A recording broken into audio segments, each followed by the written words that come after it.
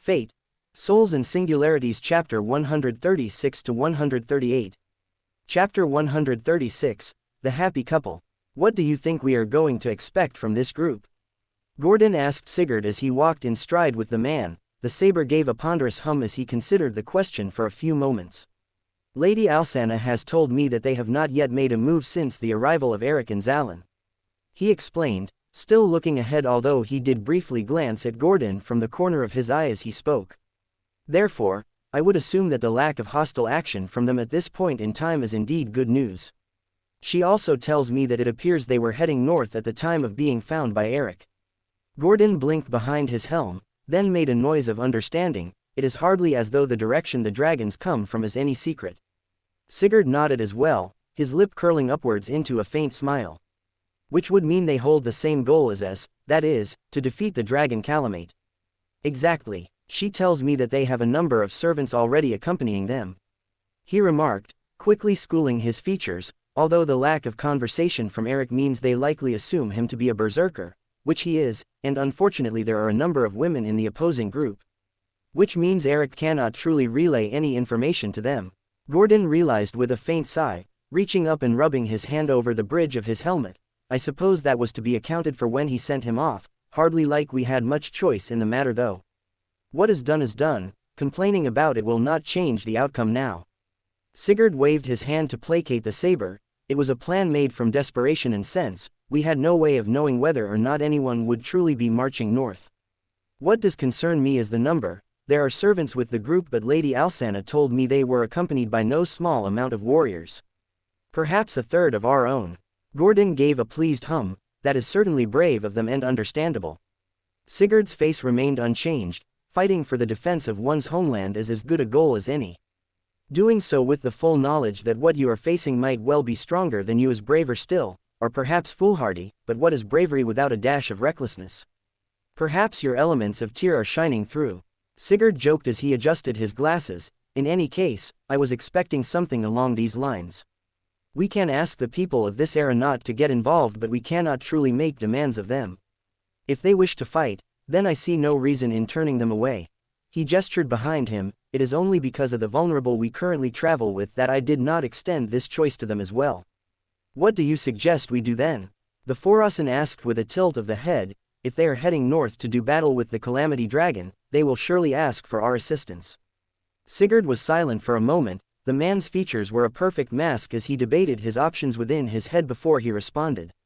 The situation at present is untenable and a better opportunity may not yet arise. I fear we will have to depart with the people behind us and join this new group instead. Provided they continue to head south, they should be able to avoid any instances of wyverns. Will you extend the offer for all those who wish to accompany us? Do you believe we should?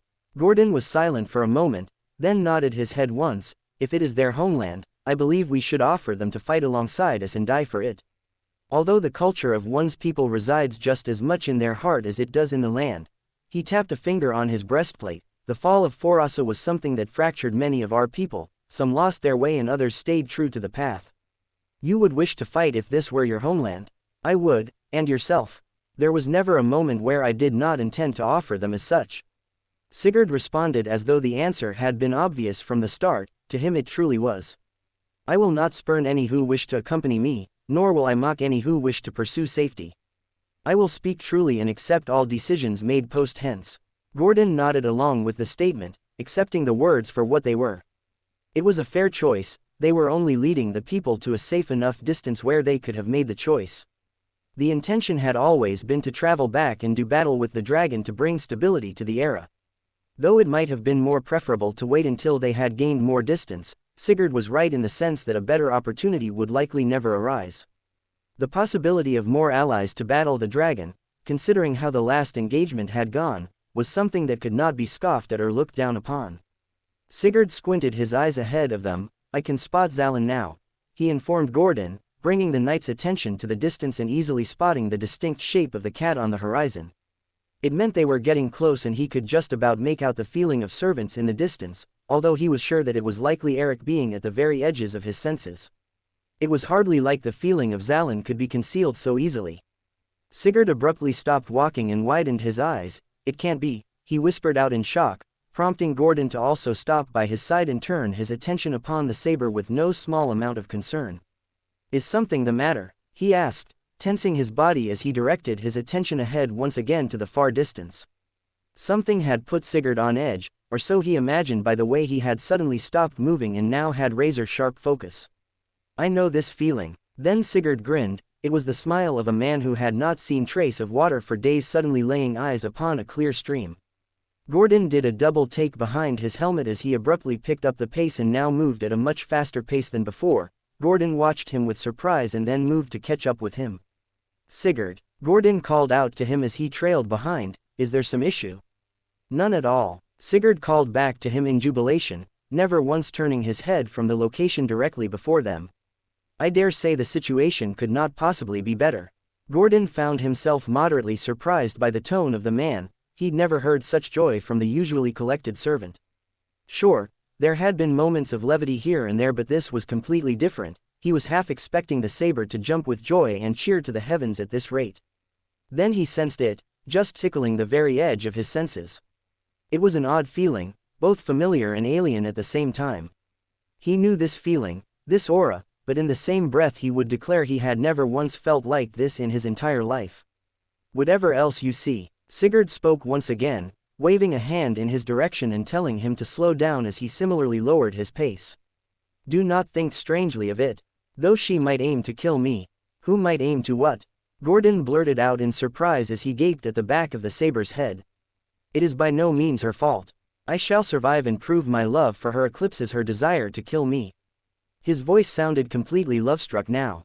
Gordon looked ahead, watching as several figures moved ahead of group that Eric had found. A man who looked like he was a pyromancer, except he wielded a large catalyst, a woman with pale white hair and a rather bulky coat of some sort, and then a final figure that he could swear he knew but at the same time had never seen before. She was also a white-haired woman, adorned in a black dress with purple armor around her waist and limbs. He knew her. He was certain he knew her, and yet at the same time, he had no idea who she was. This familiarity was akin to Sigurd's when they first met, but much, much closer than that. It was almost like she was family. Then she twirled a spear in her hands longer than she was tall with an extraordinarily wide blade and nearly decapitated her ally with a swing of it. Then charged forwards with nothing shy of murderous intent and nearly ran down the pyromancer. And made a beeline straight for them, all but ignoring Eric in the process and leaving both him and Zalin rather drumstruck as she hurled herself bodily at Sigurd. How did Sigurd respond to all this? He advanced upon her with his arms spread wide, calling out in a perfectly clear and joyful voice, "Brynhildr. My sweet." Huh. Gordon could only respond with a noise of confusion, even as the woman let out a euphoric moan as she ran. Then thrust at his head with her spear. It was a dance of death. Both parties watched with clear apprehension as the two fighters blurred across the ground between the groups, flashing in and out of being seen by the naked eye as their weapons clashed against one another with echoing roars of steel. The saber would parry a blow aimed at his chest and respond by shoving the lancer away. The woman would counter the shove by falling into a backflip and kicking up with her legs to catch the saber in the chin and knock him skywards. As she leapt into the air with a burst of speed, the man merely laughed out loud and cried with clear joy, "You are as beautiful as I recall, Brynhildr." Clearly pleased with her attempts as he righted himself in the air and swung down with the crystalline greatsword in his hands.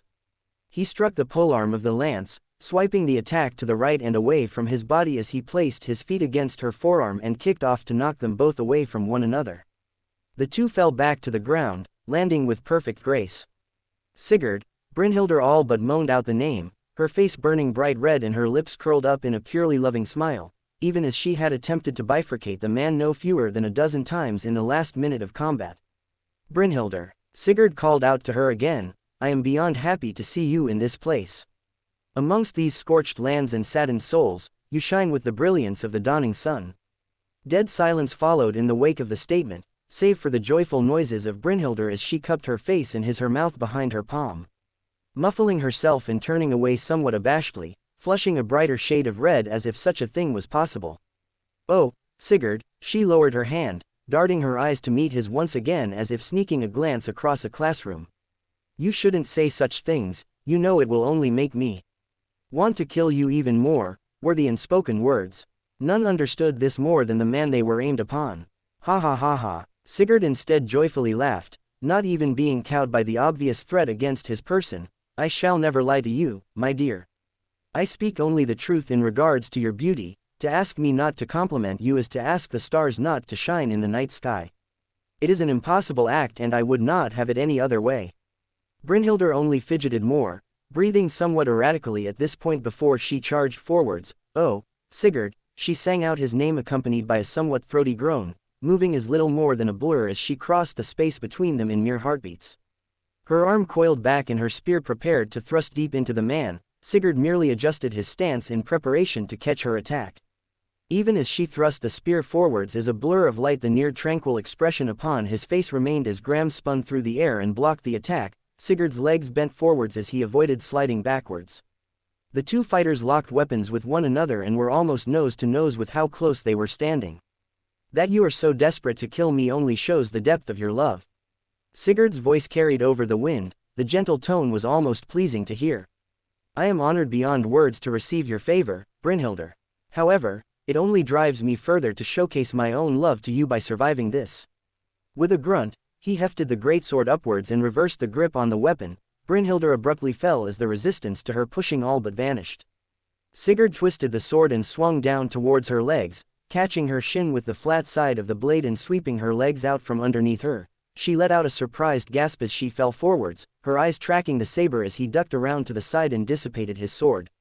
Then threw himself forwards in a tackle, sliding one arm around the back of her shoulders while the other curled around her legs and swept her off her feet in a princess carry. Making sure to kick the spear from her grasp as he moved, the weapon harmlessly sailing through the air as he hefted her up and beamed down at her with a loving smile. All the while, Brynhildr burned bright red and made several sputtering noises as she tried and failed to formulate a sentence. Your beauty is unchanging for whatever angle I view you, be it from a distance or from mere feet. Sigurd remarked almost casually, then his smile turned more loving, though I'm much to be close enough that I might take you into my arms. Sigurd, Brynhildr whispered, then slammed her hands up and covered her face in an attempt to hide away her embarrassment. Not that the knight seemed to be put off in the least when it came to lavishing her with compliments, rather it only served to spur him onwards. I beg you not hide your face from me, it is a crime to conceal such radiant beauty from the world. Sigurd, her hands shot forwards, parting from her own face and wrapping around the back of the saber's head. Using it as leverage, she pulled herself up and firmly planted her lips upon his in a rather passionate display of affection, wholly uncaring for the nearly 300-strong audience who had witnessed this spectacle. The lips of the two parted, lost as they gazed into their beloved's eyes.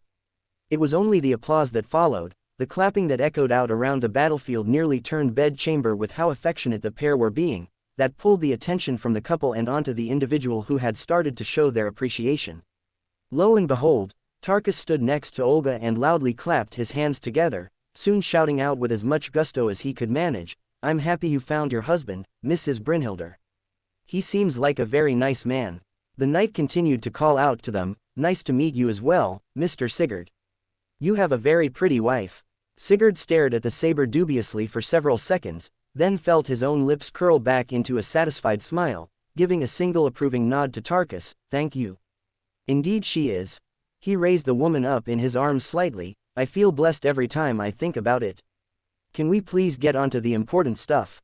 Two voices shouted out at the same time, Olga from one end and Gordon from the other. The two shared a single glance across the distance separating them and came to an understanding between the other. This display was certainly something that would be better left forgotten if they hoped to get very far. Enough. The frozen voice cut through the air like a sharpened blade cut through flesh, the chilling words silenced anyone else who might have thought to make a comment in that one moment. The attention of all those present was instantly drawn towards the owner of the voice. The unnatural flicker of fear in the back of the mind, the slightly quickened beat of the heart and the rising hairs upon the neck. All of these symptoms were owned by the individual currently riding atop the second black tiger. The shadow beast itself even seemed lesser than the rider atop it despite her visibly thin frame. Despite that, she lost none of her presence. Rather, being the one more feared than the cat in that one moment only added to her authority. At least, those who did not have enough adequate magic resistance to overcome her tapping into her true nature.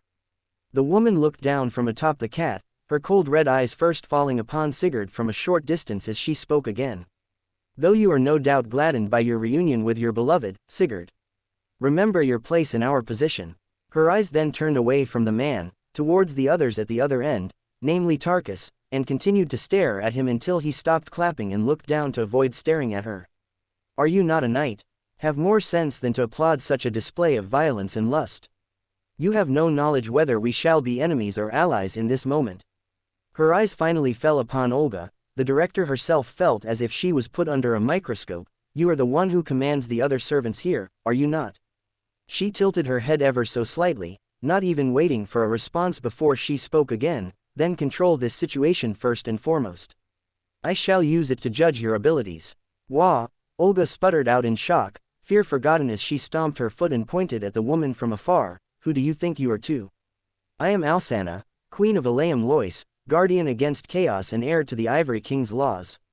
The woman stated, stopping the director's tirade before it could even gain traction and looking down at her with piercing dull red eyes that seemed to examine every single nook and cranny of her, so much so that for a split second Olga might have thought the servant was using some manner of spell to analyze her very being. I told you to expect judgment, and it has arrived. Now, I shall see what manner of ally you prove yourself to be. She touched the back of the tiger's head. The beast jerked slightly and turned before it started to plod back the way it had come. I leave this in your hands, Sigurd. I shall return when the moment is opportune. With one final glance towards Olga from over her shoulder, she turned away and moved on, leaving everyone else now feeling a touch bit awkward.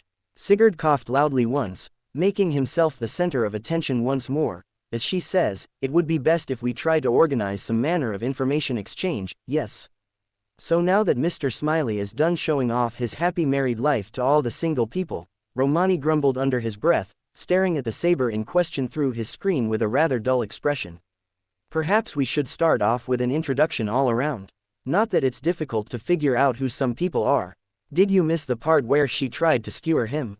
Olga looked at him with mystification, pointing to the pair who now stood side by side as if nothing had ever happened in the first place.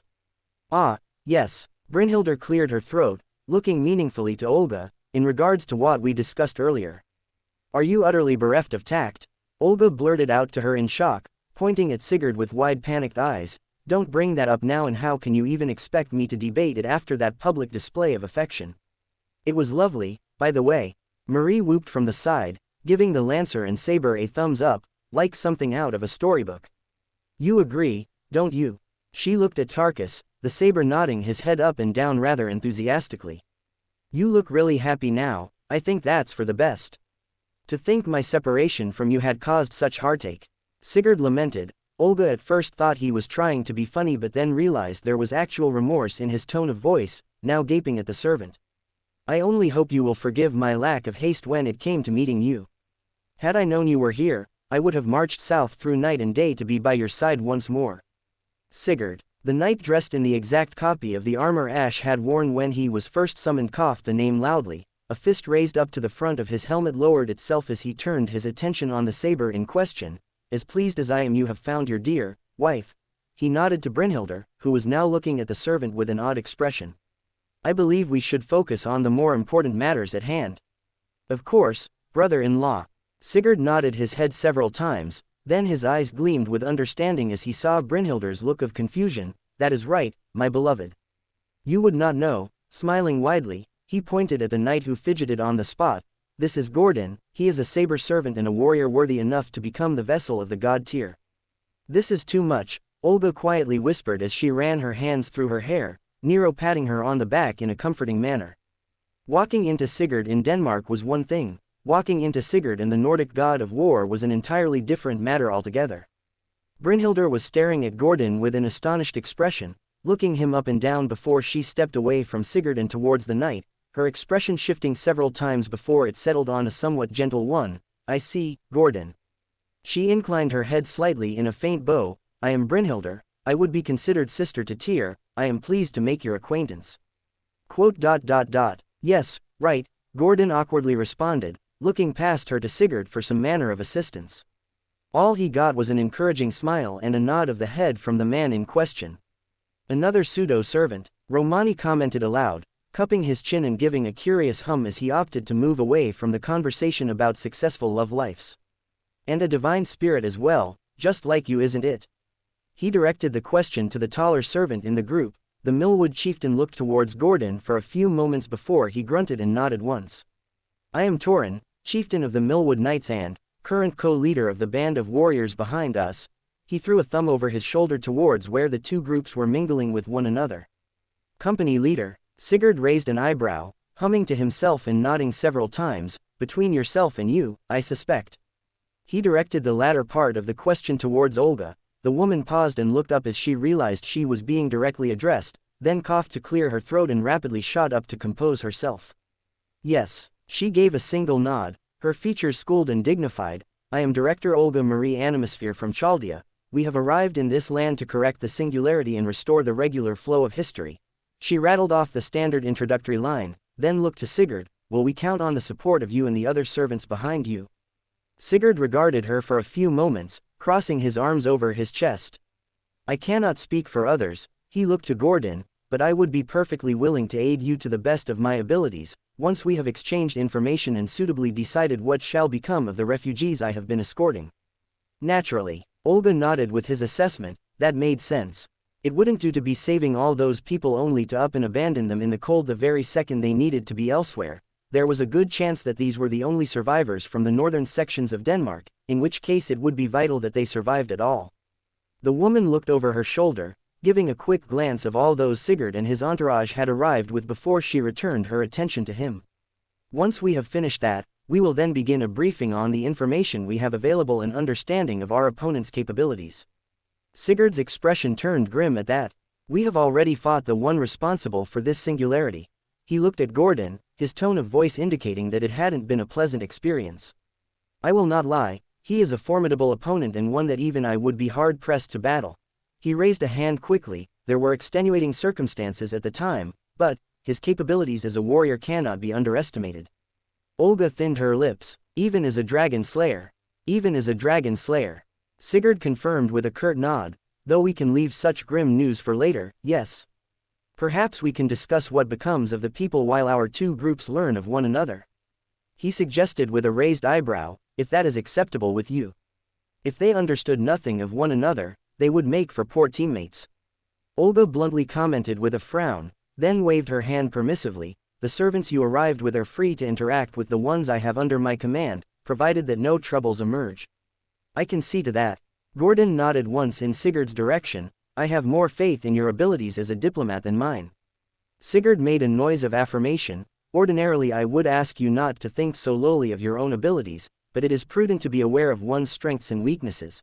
He added on, I can trust the Lady Alsana to handle things easily enough in terms of negotiations.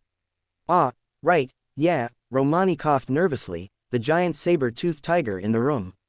Olga clicked her tongue, aiming an irritable glance at the doctor and having him raise his hands somewhat placatingly towards her.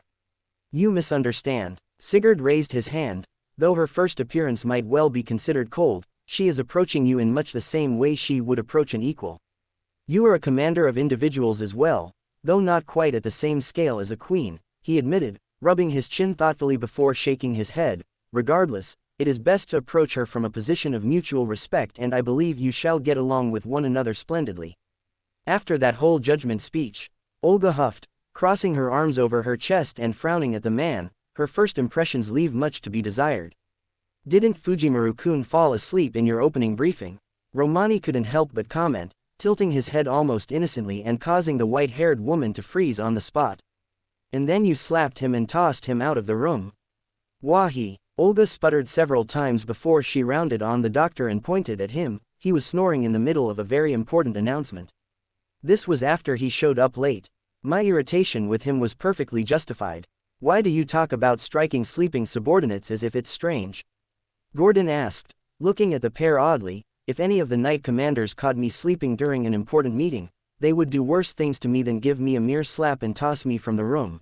He looked at Olga and shrugged. If anything, you sound exceedingly merciful. Romani opened his mouth to respond. It isn't like that. Exactly. Olga cut him off first, looking to Gordon as if he had been the first sensible person she had ever met.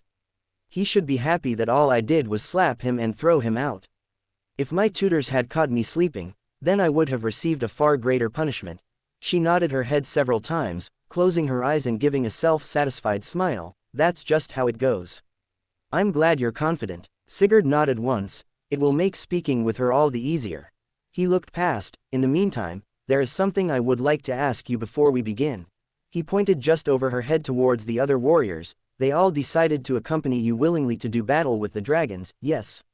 He noticed the way in which Torin's posture tightened, and Olga had a thoroughly displeased look upon her face the moment his words left his mouth. Lowering the hand, his lip curled down slightly in a troubled manner, though I sense it as a choice that neither of you are particularly pleased with. Suffice to say, there is a difference of opinion, Olga remarked in a tired voice, reaching up and rubbing her forehead. A difference of opinion and hardly a choice at all. She jerked her head behind herself to the Norse. They made it clear they would either go it alone or they would go with us north. Sigurd looked between the two of them, then looked down to Brynhildr with a raised eyebrow. Watching as the lancer nodded several times in affirmation, the man smiled and gave a light chuckle, shaking his head from side to side and placing his hands on his hips, almost as if he was a proud father at a football game, a group of servants held hostage by humans into letting them fight. Certainly not the news I was expecting, he admitted with a nod of the head, then looked past the director towards the humans in question. Though I cannot say I am surprised, we're a hardy people. Brynhildr gave a nod of affirmation. Well, I should let you know that I intend to give the same option to those who accompanied us south as well. Sigurd spoke up. Olga's eyes were upon him in an instant, wide and full of fury. Are you completely? Our two groups have already begun interacting. Sigurd responded in a measured voice before she could begin to shout at him. Questions will be asked and answers will be traded. After which, I have no doubt some of the survivors will be invigorated by the tales spread about by your group and feel similarly emboldened to take up their weapons and fight back. Olga closed her mouth, looking over her shoulder once more and furrowing her brows slightly. She could feel a slightly nervous element creep into the back of her head as she weighed up the words in his speech. He was not wrong in the least. It was something that would indeed end up happening, most likely at least. Therefore, it is only best to discover how many intend to heir us and how many will continue onwards to safer regions south. Sigurd finished, looking from Olga to Torin expectantly as he awaited a response. Well. Torin remained silent with his arms crossed, staring down at Sigurd for a few moments before he shrugged his shoulders. They are the people whom you are in charge of protecting. It is not up to me to decide what options you should provide them with. His voice was emotionless as he turned around, starting to move away before he paused. Though my own advice on this matter, if you would hear it, would be for you to tell your people to flee south as fast as they can and not look back. With that said, he walked off towards the crowd of people and where Cu was also currently residing, having decided to hide away the moment Sigurd had arrived and opting to steer clear of the Saber's line of sight. The group was silent for a few seconds following his departure before Romani spoke up. Well, that aside, I think we should all get together for a good meet-up, especially if we're gonna be working together in the future, right? He waved his hands around, giving a slightly cheerful smile. You know, get some teammate energy going.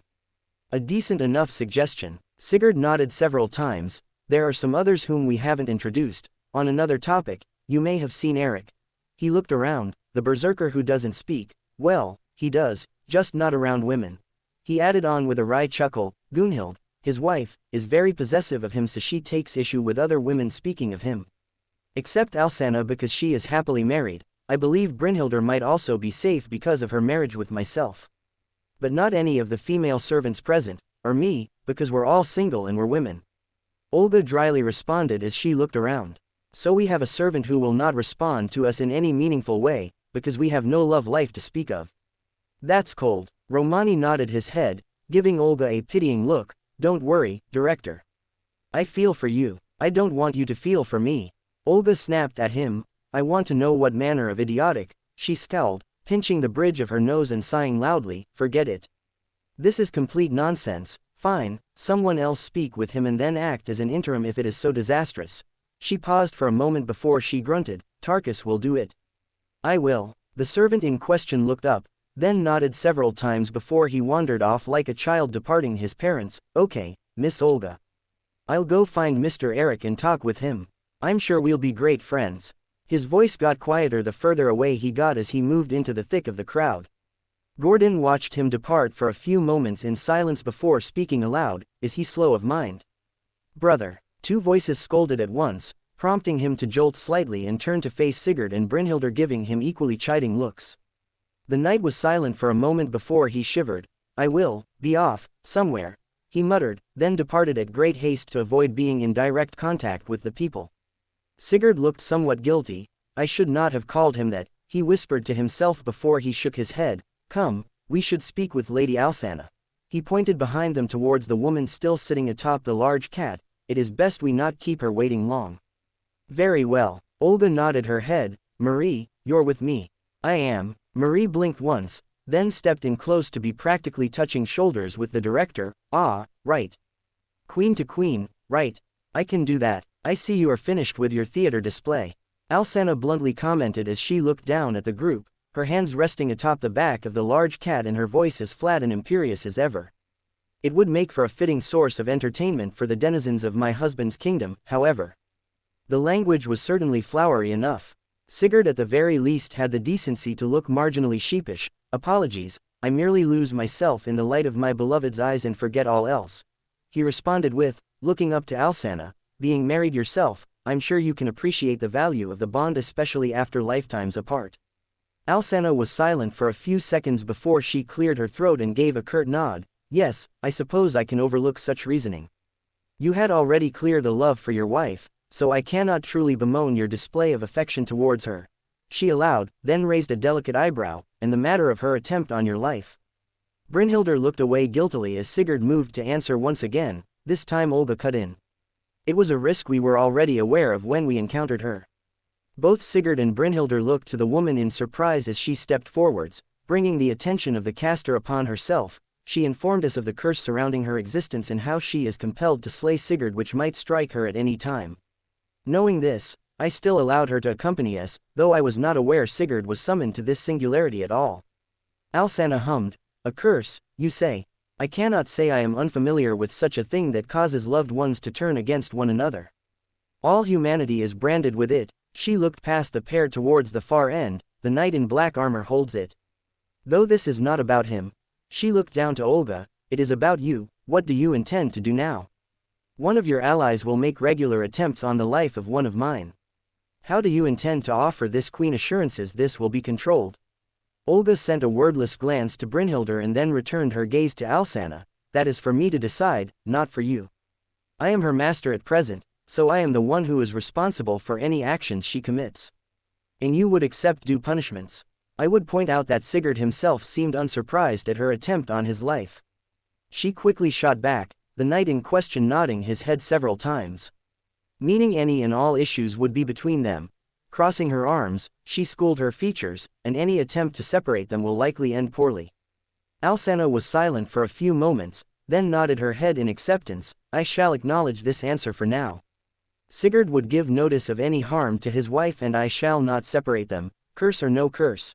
She looked down slightly. "I have felt the burden of isolation from one's beloved and shall not inflict the same cruelty." Sigurd smiled up at her. "You have my deepest thanks for this boon, Lady Alsanna. As long as she does not kill you. If she ever succeeded, I fear I would be unworthy of her affection." "Don't say such sad things, Sigurd," Brynhildr whispered as she leaned into his body. This is really sweet," Marie whispered to Olga, still grinning as she drank in the image of the knight and his almost maidenly wife. Olga sent her a side-eyed glance before she coughed loudly. "Can we get back to the matter at hand?" "I concur." Alsanna supported her. "Your goal lies to the north, yes?" At Olga's nod, she continued onwards. "You are aware of the foe you do battle with. Some more intimately than others."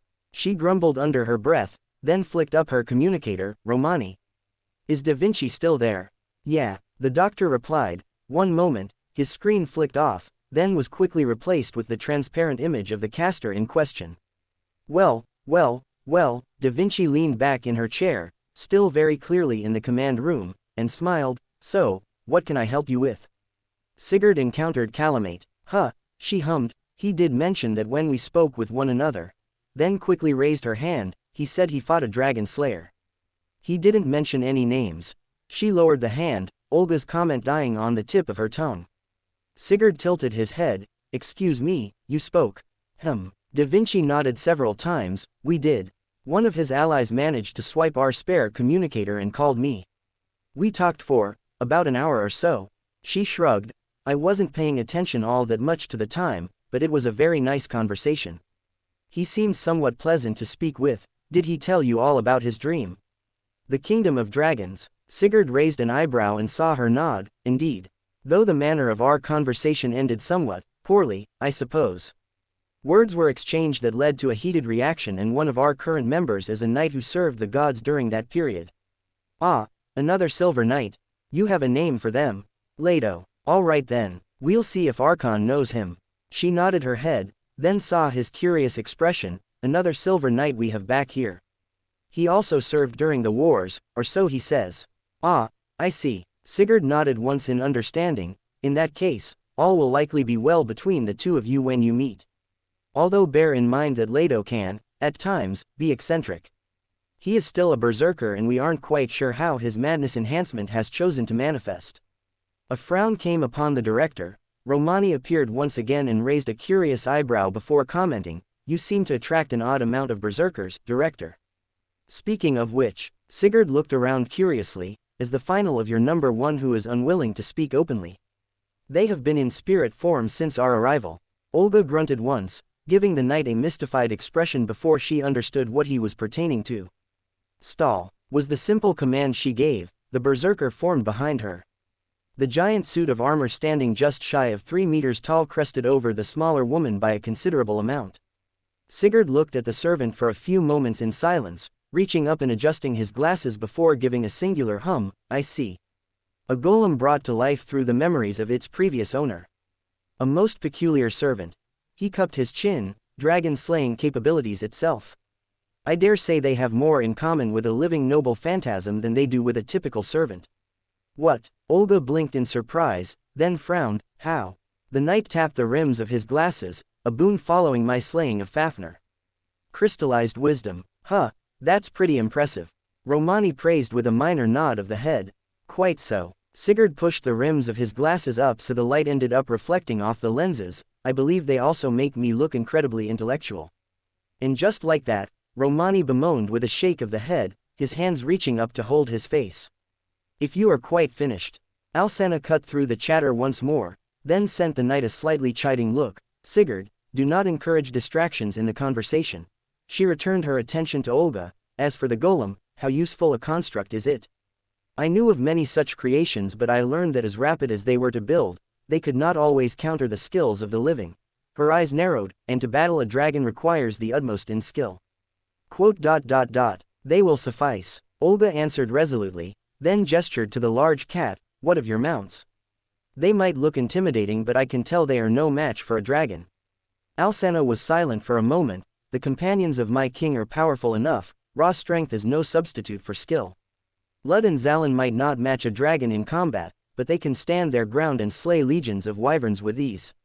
That slaughter of fodder is as valuable as the death of generals. And other times, raw strength can overmatch skill. Olga countered easily, crossing her arms and locking eyes with the servant. You could slay legions of wyverns, but they would be bested by a dragon.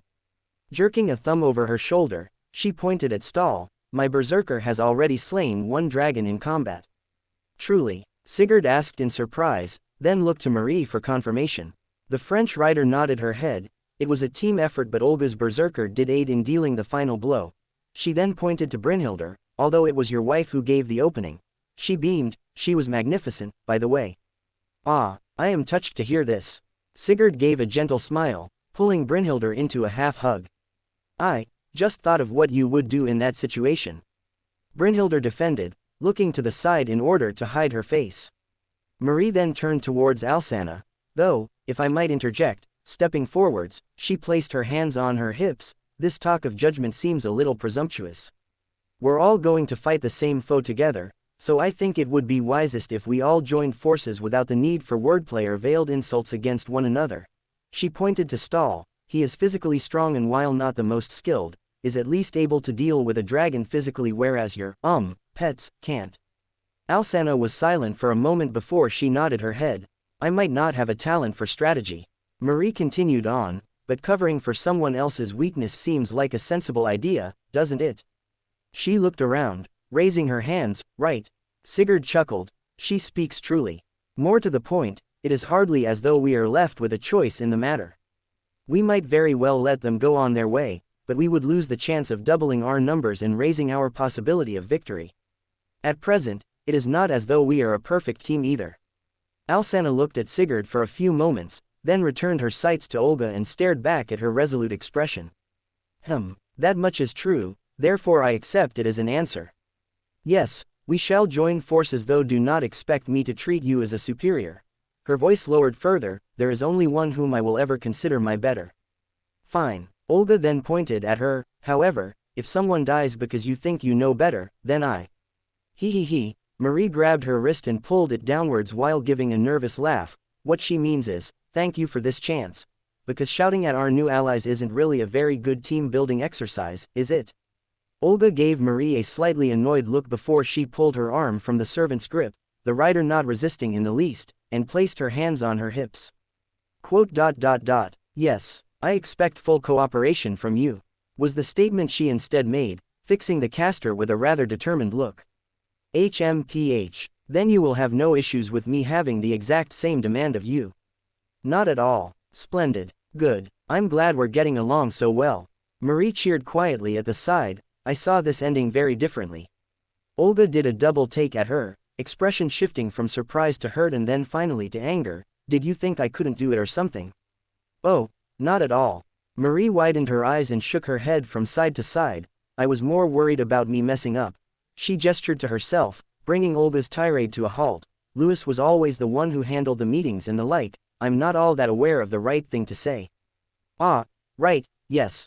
Olga quickly composed herself, coughing into her fist and turning her head away, naturally.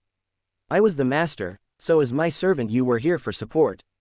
Ah, Marie cooed, leaning in closer and tilting her body to look at Olga from her right side. You trust me that much? I'm trusting you with my life. Olga snapped. It's a basic requirement if someone is to be a master.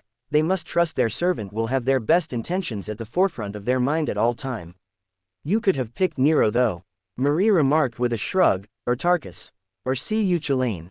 She then nodded to Stahl, or him.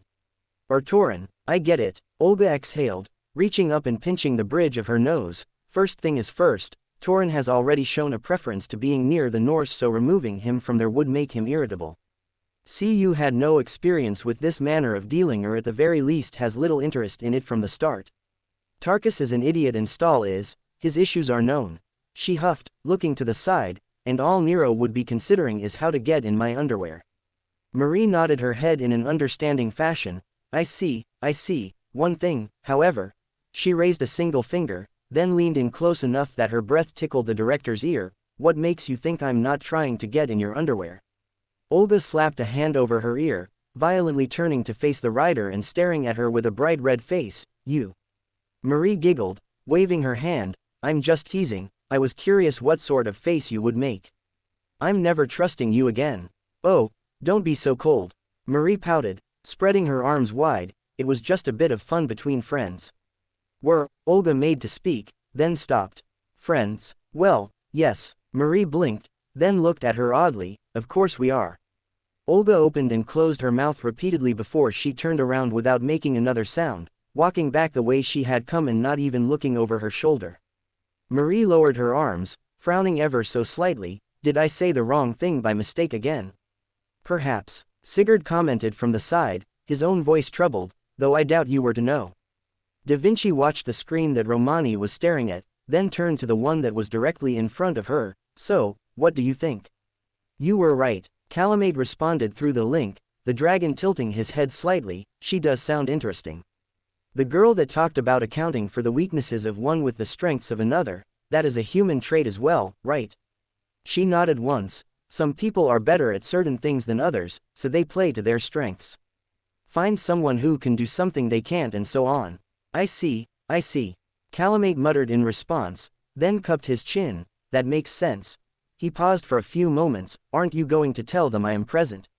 He asked, then paused before looking over his shoulder. Though it might not be for long. I told my sisters about you and they did not react with the same joy I was expecting. Da Vinci raised an eyebrow. I'm not all that surprised. People don't usually get all excited about actively talking with the enemy, you know. You're a bit of an outlier. Isn't that what you're doing? An unashamed smile was his response. Never mind. As I was saying, they wanted me to smash the communicator and not speak with you again. I said I would think about it and went away so they could not disturb me. So you basically got told off and then ran away to do the thing you got scolded for in the first place. Quote. Yes, good on you. Da Vinci praised. In the meantime, did you have something you wanted to talk about? I was going to try and speak with the Olga woman, see if she wanted to ask me anything and then tell you where I was so you could come and find me. Da Vinci did a double take at him, turning in her chair and leaning forwards, seriously. She whispered in shock, why? So we could fight. Calamate tilted his head. Is it so strange? I wish to resolve our conflict swiftly so that I might move on to the next stage of my people's future. I am sure you would wish to kill me and stop me from doing more harm. It works out easier for both of us if we fight quickly. You stop me doing more damage if you win, and won't need to worry about strong resistance in the future if I win. Da Vinci blinked at him several times. There is a fair bit wrong with that, but at the same time, it makes a fair bit of sense as well. Also, it's sort of just like you. Oh, thank you. Alright, she shrugged. By the way, you should have listened to your sisters because we can just track your location from the communicator. Calamate was silent as he stared at the communicator in his hand before he spoke up again. Fortunately, I did not break it then. He smiled as best he could, showing off his large fangs. In the meantime, Da Vinci turned around and smiled. Romani. There's someone I want you to meet. Huh. Romani turned in his chair, raising an eyebrow and standing up. What are you talking about, Leo? A hopeful look came upon his face. Did you contact Fujimaru-kun and Mash? No, she shook her head, only feeling slightly guilty at the way his shoulders slumped, but it was his own fault for having those expectations to begin with. He should have known she would have cheered much louder than that. He called in secret about 2 minutes ago. Romani blinked, moving to Da Vinci's side and looking at the screen. Who? He cut himself off, rapidly paling as he saw the face on the screen. The monstrous sculpt of the head, the singular orange eye in the center of the temple and the sharpened fangs jutting from the elongated snout. Hello. Calamate greeted almost cordially. You are Romani? Yes. A friend of Vinci. He then paused as he realized something. Looking at the genius, he called you Leo. Does that make him the person who you wish to be? Da Vinci closed her eyes and smiled at the dragon. Calamate stopped talking. Never mind. I don't think I should speak further. Leo. Romani all but screamed as he pointed to the screen. You did it again. He called me and the director was in the middle of negotiations. She countered easily. I wasn't going to block him and I didn't want to interrupt. Did he hear? He looked at Calamate. Did you hear? Yes. I think the Olga human is interesting. He responded with, and your two groups met up. I am glad. I thought I might have to ask one of my sisters to bring you together. Romani did a double take. Huh? Why? Wait for it, Da Vinci whispered, giving Romani a knowing smile. Well, I am leading a unified front for the dragons, so it makes sense that all the humans who stand against me are also unified, right? And there it is. Romani stared at Calamate in complete incomprehension for several seconds, then looked at Da Vinci. Is he? Yep. The woman nodded her head several times. He is. I can't even. He turned away, placing his hands on his head and exhaling. You are gonna tell the director, right? Yes, are you? Da Vinci looked between the two of them with a flat expression. Am I being harassed in stereo now? She pointed at Calamate. First thing is first, I already said I would talk to her and see if she wanted to speak with you. Then pointed at Romani, and second, of course I am going to tell her. Especially considering he actually wants me to in the first place. She is right, I do. Calamate nodded his head in affirmation. Who are Fujimaru-kun and Mash? Romani turned and stared at her with a frazzled expression. The woman shrugged. Don't look at me. You were the one who said it. The doctor rolled his eyes and turned away from the woman, moving back across the room and falling into his seat. Wait, have you got the big bag of the Singularity on speed dial or something? Carrie asked from her own seat, turning around and standing up before jogging around towards the desk. Because this I have to see. Holy shit, you actually do. Calamate regarded the woman with a curious glance before he looked back at Da Vinci. Are all humans so bold? I don't mind it. No, she's just Carrie. Da Vinci explained with a wave of the hand, then pushed the woman aside when she made to lean over and look at the monitor, and should be getting back to her job of monitoring those readings in London while we wait for contact. she stressed with narrowed eyes. Raising her hands in surrender, Carrie turned back around and returned to her desk. No fair how everyone else gets to meet all these people. Anyway, Da Vinci returned to Calamate. Mash and Fujimaru are people I am not supposed to talk about. Suffice to say they are somewhere else and we can't speak with them right now.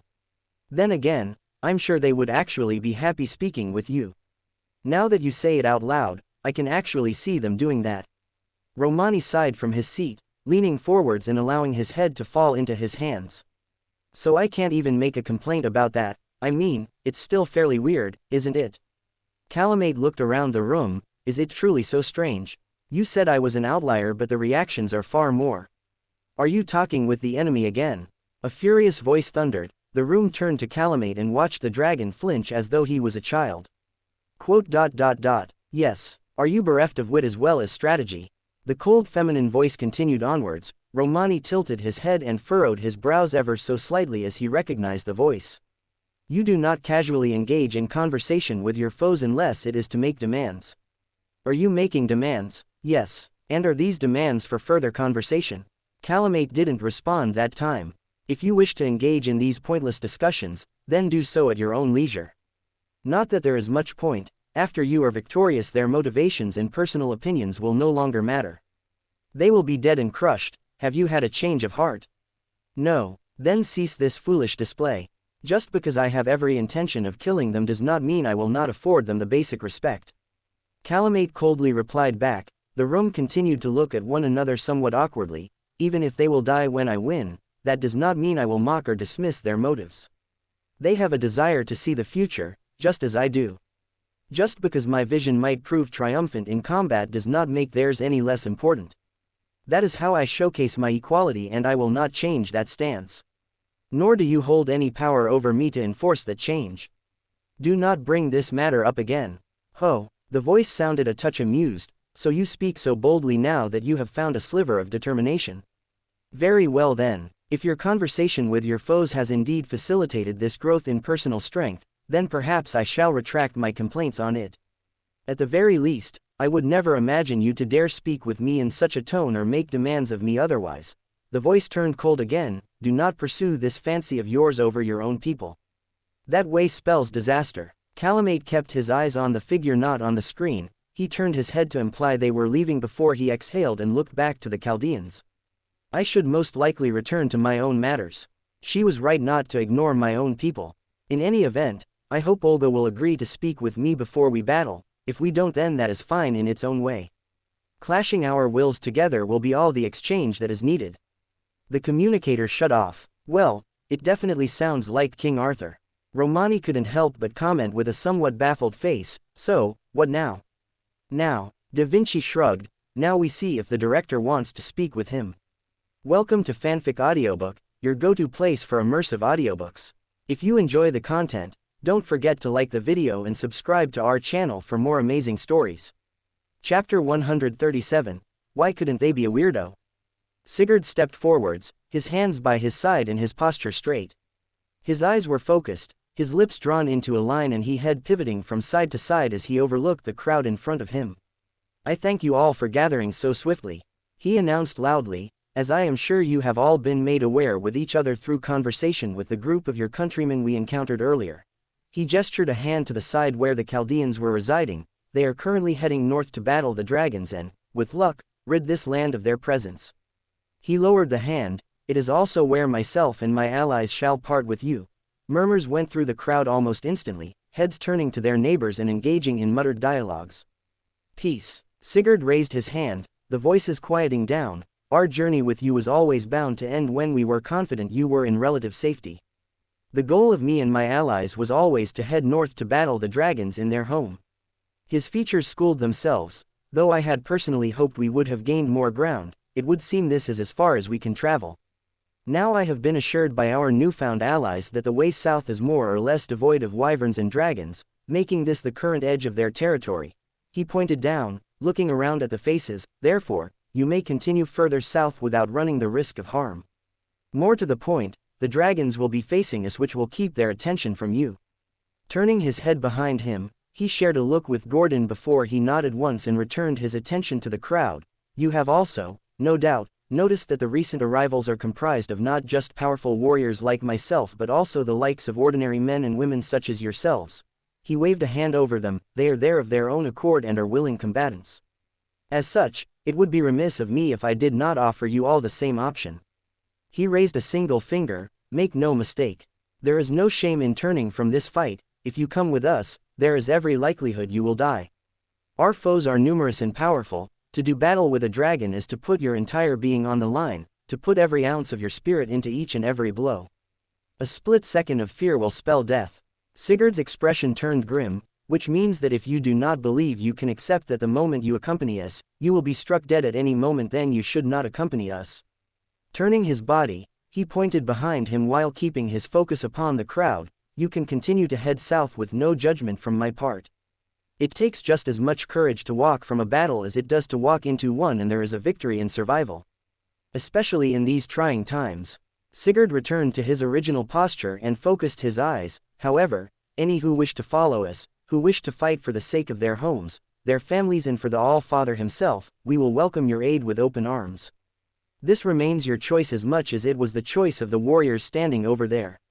It goes without saying that the children will need protection as they head south along with any who know not how to fight. This is not a demand from me, or an order from the gods. This is the moment where you pit your own will against the strength of one who seeks to claim your home. Who seeks to wipe away our culture and build their own atop it. I will ask in 1 hour, who will stand with me? That said, he turned around and walked towards the servants who had been stood behind him. Gordon had his arms by his side and his helmet under the crook of his left arm. An eyebrow was raised. I didn't think you would give that good a speech, he admitted. Sigurd chuckled. Well, I might have been a king, but I was always a warrior first and foremost. I am simply more comfortable in that role. With a shrug, he crossed his arms over his chest and leaned backwards. That does not mean I cannot play the part of king as well. His words attracted the attention of Alsana, the woman suddenly looking to Sigurd in blatant surprise. You were a king of this land, once, he responded, looking at the woman, though as I said, I much prefer being a warrior.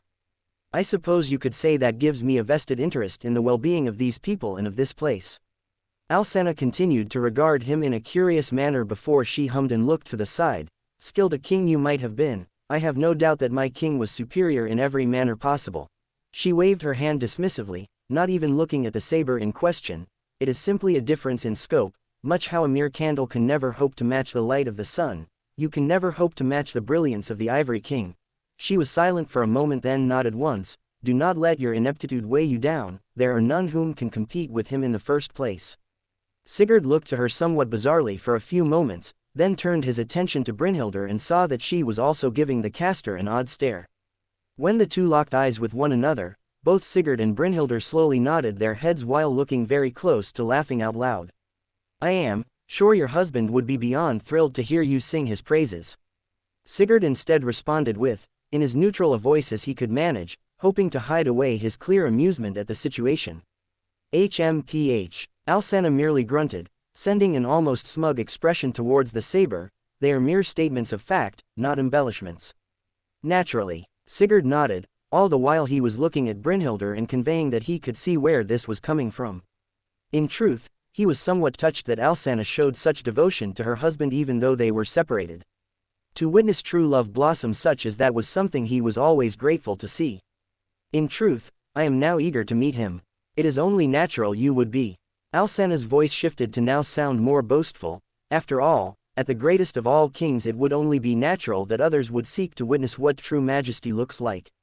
One who could inspire his people and was their first defense, who could protect them from the power of chaos itself. Her voice trailed off, turning slightly somber as her enthusiasm started to dwindle. For as long as he could manage, until the very end, he was a king who fought for his people first and foremost. Sigurd's expression turned softer, the amusement slowly vanishing from him. I can see that he truly meant a great deal to you. More than mere words can ever extol. I understand. He gave a single nod of the head, the euphoria of being in their presence, the bliss of seeing their smile and the warmth of their body when you hold them tight. You can describe these sensations, but they will always remain little more than mere words that cannot capture the true feeling of the moment. Alsana was silent for a few moments, then glanced at Sigurd from the corner of her eye. He was a king who taught me what love was. Uncaring to all else about me. She smiled lightly. How else would you describe him if not the greatest king? To you, I doubt another will ever reach his level. Sigurd responded with, then looked to the side when he saw the other servants milling about in a somewhat awkward manner. Alsanna sharply turned her head towards them, narrowing her eyes. Do you not have other matters to attend? Are there no supplies to be inventoried and allies to speak with? She leaned her head back so that her eyes were staring down at the servants. My king would regularly change the formation of knights to ensure all members could work efficiently with one another. Build upon that notion and go to the Chaldeans to form some manner of cohesion. I will not be party to a ragged mob.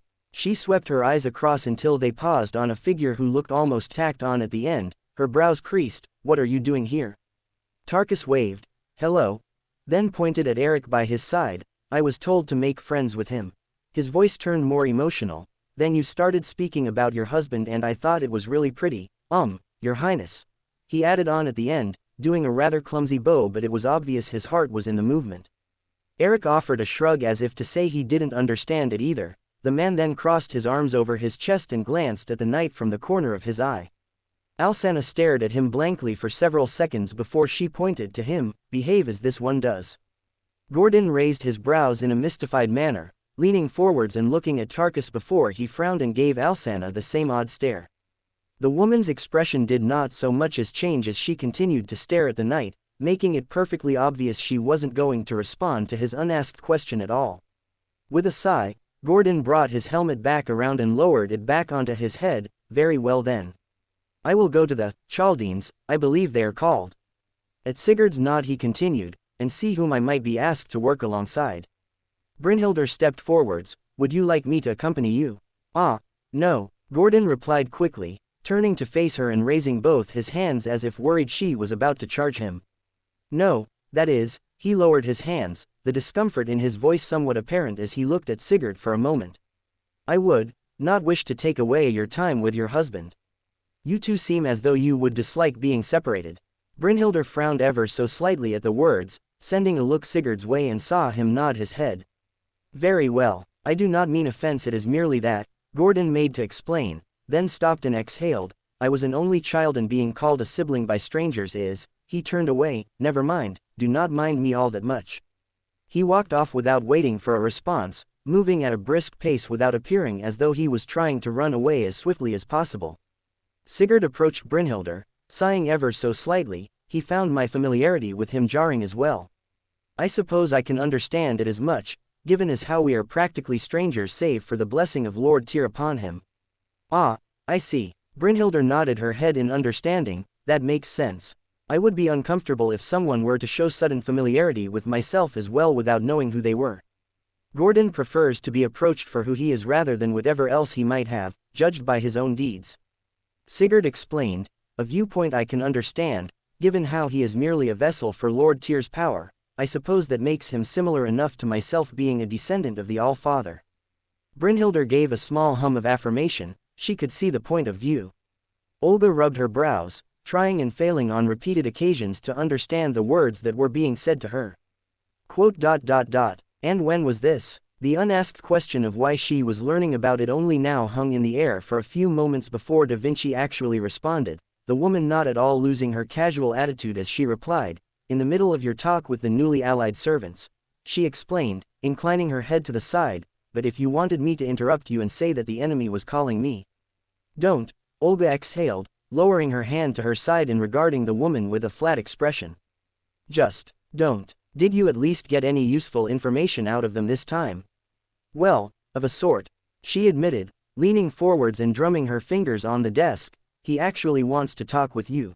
She then raised her finger, but he's fine if you don't want to talk with him.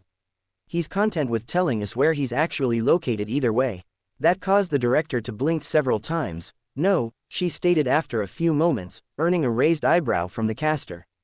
No, as in you won't talk to him, or no, as in I don't believe him. Olga responded back sharply, her brows creasing and her lip curling down. I most certainly don't believe that all he wishes to do is talk, and I don't believe that he will tell us where he is. It's beyond stupid. She threw her hand up. It's ridiculous. You're telling me that in one breath he's ranting about some nonsensical dream and then in the next moment he's actively talking with the people out to kill him and virtually inviting them into his home to do just that? Da Vinci opened her mouth to respond before the director pointed at her, not one word from one. Romani was present as well, wasn't he? Olga frowned. Get him up here now. I don't trust another word from your mouth on this topic at the moment. Rather than looking offended, Da Vinci simply shrugged her shoulders and leaned away. Her face was confident as if she was going to be vindicated at any moment. Then Romani slid into frame, the man wearing a bemused expression as he looked in between the two of them before shaking his head and returning his attention to Olga. You, tell me what happened, she ordered. Romani looked startled for a moment before he fidgeted and shrugged his shoulders. Well, it's pretty much as Da Vinci said, he explained, not knowing what else to say. He said he wanted to talk with you and wanted to tell us where he was. Scratching his cheek, he didn't look any more understanding of the situation than the director. His reasoning was a little weird. Then again, well, I look back on the conversation because they're all recorded and, well, he offered another shrug, he's odd. Odd, sincere, Romani corrected, like, to a fault. I don't think he even has a concept of lying.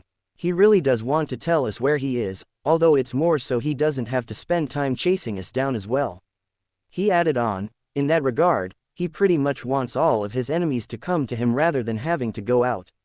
After which, if he wins, then his job becomes much easier with his whole Kingdom of Dragons idea because he doesn't have to worry about individual pockets of resistance. Yeah. He chuckled. He was actually a little considerate of us saying that it gets easier to remove the threat to history if they're all in one place, so it sort of makes sense. To a child, Olga exclaimed, looking dumbfounded, that's the logic of a child. That's not even he has to be lying, she declared, he has to be, no one is that simple. Romani stared at her for a few moments, then shrugged once more, if you say so, director. His lips thinned, but he really does sound simple enough. Olga thought back to the words of Sigurd detailing his own encounter, how the dragon had apparently seemed more than comfortable with communication right up until the point someone said something that caused them to become angered. If that was the case, then was she actually dealing with someone who adhered to such simple logic? Was it literally a case of brute forcing the world in such a way? With an annoyed sigh, she looked back at the screen. What do they even want to talk about in the first place? I think it's just a case of getting to know who you are. Romani responded with, running a hand through his hair and flinching as Olga looked ready to try and melt him with her eyes. I'm not joking here. He raised his hands in surrender. I seriously think that's what he wants. All the recorded conversations with Da Vinci say as much. You can listen to them if you really want to. Olga was silent for a few moments as she debated the idea in her head. On the one hand, it seemed far too good to be true that such a person was their foe. Then again, when seeing the motivations of the others in the previous singularities, it did not seem that far-fetched, but humans were not that simple. Then again, this was a dragon rather than a human. Fine, she stated after a moment, there is time before we move out once again. I will listen to these conversations and come to a conclusion. Her eyes narrowed. This time tell Da Vinci she is forbidden from communicating with anyone without my express permission first. We have no idea if they have some method of charming magecraft that works through communication as well. Romani looked at her strangely. Well, if that was the case, then wouldn't it make sense to just delete the recordings? He blinked in confusion. Hang on, do you think that Da Vinci could even be charmed with that? The first conversation happened inside her workshop of all places. Then pointed at himself. I'm not feeling all that charmed. If anything, his words are still pretty weird to me. I mean, they make sense, but in a really weird way that's super simple. Olga exhaled, running a hand over her face. Just get me the recordings. I'll have Cu Chalain grant me some runes to protect my mind from outside interference, or at least alert me to the possibility of mental tampering.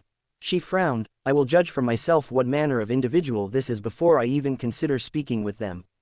Gordon watched the people mingle with one another from a short distance, his arms crossed over his chest and exhaling before resuming his walk towards one of the figures in the distance.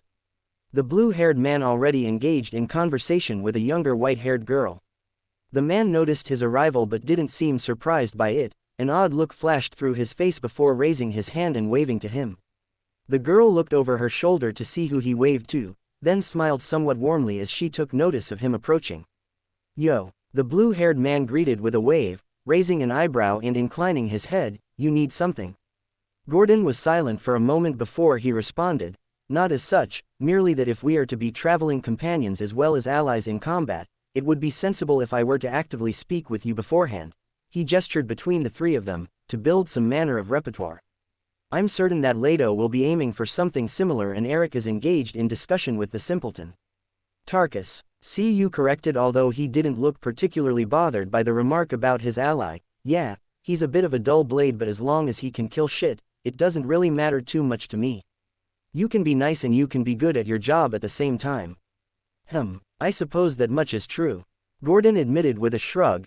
Then again, I have never met one who was quite as cordial as him. Marie giggled at the remark. That's just Tarkus being Tarkus. It's quite refreshing at times that he can be so innocent despite being so strong. Apparently he's also a pioneer of the stars, which means he can literally do the impossible. She raised a hand up to her mouth, although I doubt he would really understand what he was doing at the time. The hand was lowered. He means well, though. If you are confident of his ability, then I will rescind judgment. Gordon acquiesced, then gestured to himself. As I am certain you have heard by now, I am Gordon, Knight of Forasa. I am also a vessel for the power of the war god Tyr, but I would ask that you not treat me as a diviner any differently than you would a common knight. CU hummed in affirmation. Want to get treated based on yourself, Not one for all those lofty titles and decorations. I can respect that. He cracked a smirk, pointing at himself. CU Chilane, caster. Probably never heard of. Child of light from Ireland, son of Luff. Gordon responded in an odd tone of voice, then pointed to his helmet. The war god grants me information on this world through their own presence, though they are not active as such. For me it is merely as though I have inherited his soul and now act as the latest bearer. That is at least how it works for my people. So, gods just hand down their powers. They normally die first. Gordon bluntly responded. To kill and take strength is the manner in which the world operates. Ah, like nature. The smile became more predatory. Makes enough sense and is simple to live by. Gordon frowned behind his helmet. I said it was how the world operated. I did not say I practiced it as such. I am still a knight. Never said I was. No, you look more like a pyromancer to me. Gordon responded oddly, then looked at the staff. And you wield a catalyst as well. An odd combination. Most either preferred one manner of magical art over the other. I always heard that sorcerers held pyromancers in low regard. Hey, I'm more of a druid. CU corrected. Means I'm a sage of the forest. Spiritual guidance and all that. He saw Marie give him a dubious stare and rolled his eyes at her. I never said I was a good druid. I worked hard for that damn spear. She raised her hands. I didn't say anything. Then composed herself and did a light bow to the knight. I am Marie Antoinette. You can call me Marie, if you like. She looked up, smiling at him for her bow. I would prefer it if you did as well. Aren't you a queen? Gordon responded awkwardly. Well, I haven't been born yet and we aren't in France. She pointed out as she straightened herself out once more, giving the knight a teasing smile. What the court will never find out won't hurt them in the least. I'd much rather have some friends than some subjects at the moment anyway. The queen's expression turned ponderous as she reached up and tapped her chin, tilting her head in an almost cute manner. I suppose I'm a bit like you. Wanting to be judged for me rather than my titles and all that. After a few moments, she gave an almost self-derisive chuckle, although I don't think that would paint me in a very good light either. I can judge you on your quality as a warrior if nothing else. Gordon offered with a shrug. My own opinion on the matter, if it truly concerns you. Though I myself am no true expert on the subject. My skill is, he exhaled, reaching up and pulling the greatsword off his back before planting it point first in the snow. Somewhat lacking when compared with the sword I wield. CU whistled as he looked over the weapon. Hell of a sword you got there. He leaned down slightly, cupping his chin and examining it. First-class divine construct. I can tell that much being close to it. Very powerful and all. He leaned back and looked at the knight. So how did you get it? Gordon was silent. Meh. CU shrugged, sensing the awkward story. I'm not that interested. No, it is not as though I am planning on making it a secret and you did ask. Gordon responded with, looking down at the weapon. After the collapse of Forasa I wandered the world for a time, eventually stumbling into the land of Drangleic where I explored an old ruin and came upon this sword. I could tell its value at a glance and it felt right in my hand. Like no other sword had ever done, and yet, it was too perfect. Marie looked at him oddly. Then why do you sound so sad? She asked after a moment. Isn't finding the perfect sword a good thing? Nah, I see what the issue is. Siyu held up a hand to her, looking at the knight with a new understanding. You found it, but you didn't earn it. Gordon hummed and nodded once. Quote, the perfect sword for a man who isn't at the level to wield it. Even now when I swing it, I can feel as if the sword is guiding my hand at times. As if it is merely wielding me instead of the other way around. A sword such as this in my hands I am not quite worthy of it. A great treasure, and I stumbled across it like a common scavenger. You saw the odd look in Marie's eyes. Don't try to understand it. Warrior's pride and all that. He explained to her, looking at Gordon and nodding his head sagely. I'd have felt pretty shitty if I'd just been given my spear rather than earning the damn thing. He snorted. Hell, I put so much effort into my skill because of it. Would be damn near insulting to hand off a weapon like that without any trial. Yes, you understand my issue. Gordon looked down at the blade, yet it is now a part of my legend. I will always be summoned with the sword I feel unworthy of. He tightened his grip around the handle, his gauntlets creaking with the force he exerted upon them. Yet I will press on. I shall endeavor to make myself a warrior truly worthy of this blade and all who wielded it before me. Hey, fair enough. Quote, I feel somewhat strange, speaking so candidly with this in front of you. Gordon remarked after a few moments, looking up to see you and humming behind his helmet. It's odd. I know I have never met you before, nor has Tyr, and yet there is a strange sense as though I am. He paused for a moment before shaking his head. No, it is just my imagination. Quote, yeah, I'm an easy guy to get along with. You nodded his head understandingly, his lip curling upwards. It's why I was so popular back home. Especially with women, Marie cheekily asked from the side. You sent her a wry grin back as his only response. Gordon, despite himself, somewhat laughed at the pair of them. After so long of stress, it felt somewhat relieving to be around those who had no prior experience with gods before. He supposed Chulain didn't count, but there was just something about the man that screamed familiarity. He couldn't quite put his finger on it though. It wasn't at all like Sigurd or Brynhildr though, more reserved than anything else. You abruptly looked to the side, raising an eyebrow and giving a curious hum. Seems master wants me for something. Gordon tilted his head slightly. Ah, the mental link, yes. He grunted once. If it is not too great a concern, might I accompany you? Don't see why not. You shrugged his shoulders, already moving in the direction that he sensed Olga being in, not before sending a quick glance towards Marie. You coming as well, or are you gonna find others to mill about with? Marie seemingly debated it for a few moments before she nodded once. I can do. She smiled, skipping towards the caster and saber as they resumed their walk. It's all about building up teamwork, right? Besides, it might be something important. You snorted. Might be, I guess. She didn't say and I didn't ask, so there's that. Not all that different from how it worked back home, then. Gordon responded with somewhat tonelessly. You were ordered to do something and more often than not, expected to carry it out. A shrug, although that did change for me after I turned wanderer. Speaking of which, Marie skipped around to his left side, crossing her hands behind her back and leaning forward slightly. Did you ever see anything interesting on your journeys? She asked with a hint of intrigue. Exploring the world must have been very exciting. Gordon stared into her enthusiastic face before he released a small chuckle. Perhaps not as many stories that would truly be fitting for royalty such as yourself. He waved his hand dismissively, but I have one or two that could be of slight interest. In truth, most of my tales usually involved me fighting an ogre that happened to have wandered into the region of some small village, and it was easier to ask myself than inform the local guard. You raised an eyebrow. Wandering sellsword? Sometimes, Gordon admitted. I would have done so regardless, but the added benefit of staying inside an inn rather than camping out near a stream was not something I was going to turn down. He added on with a touch of mirth.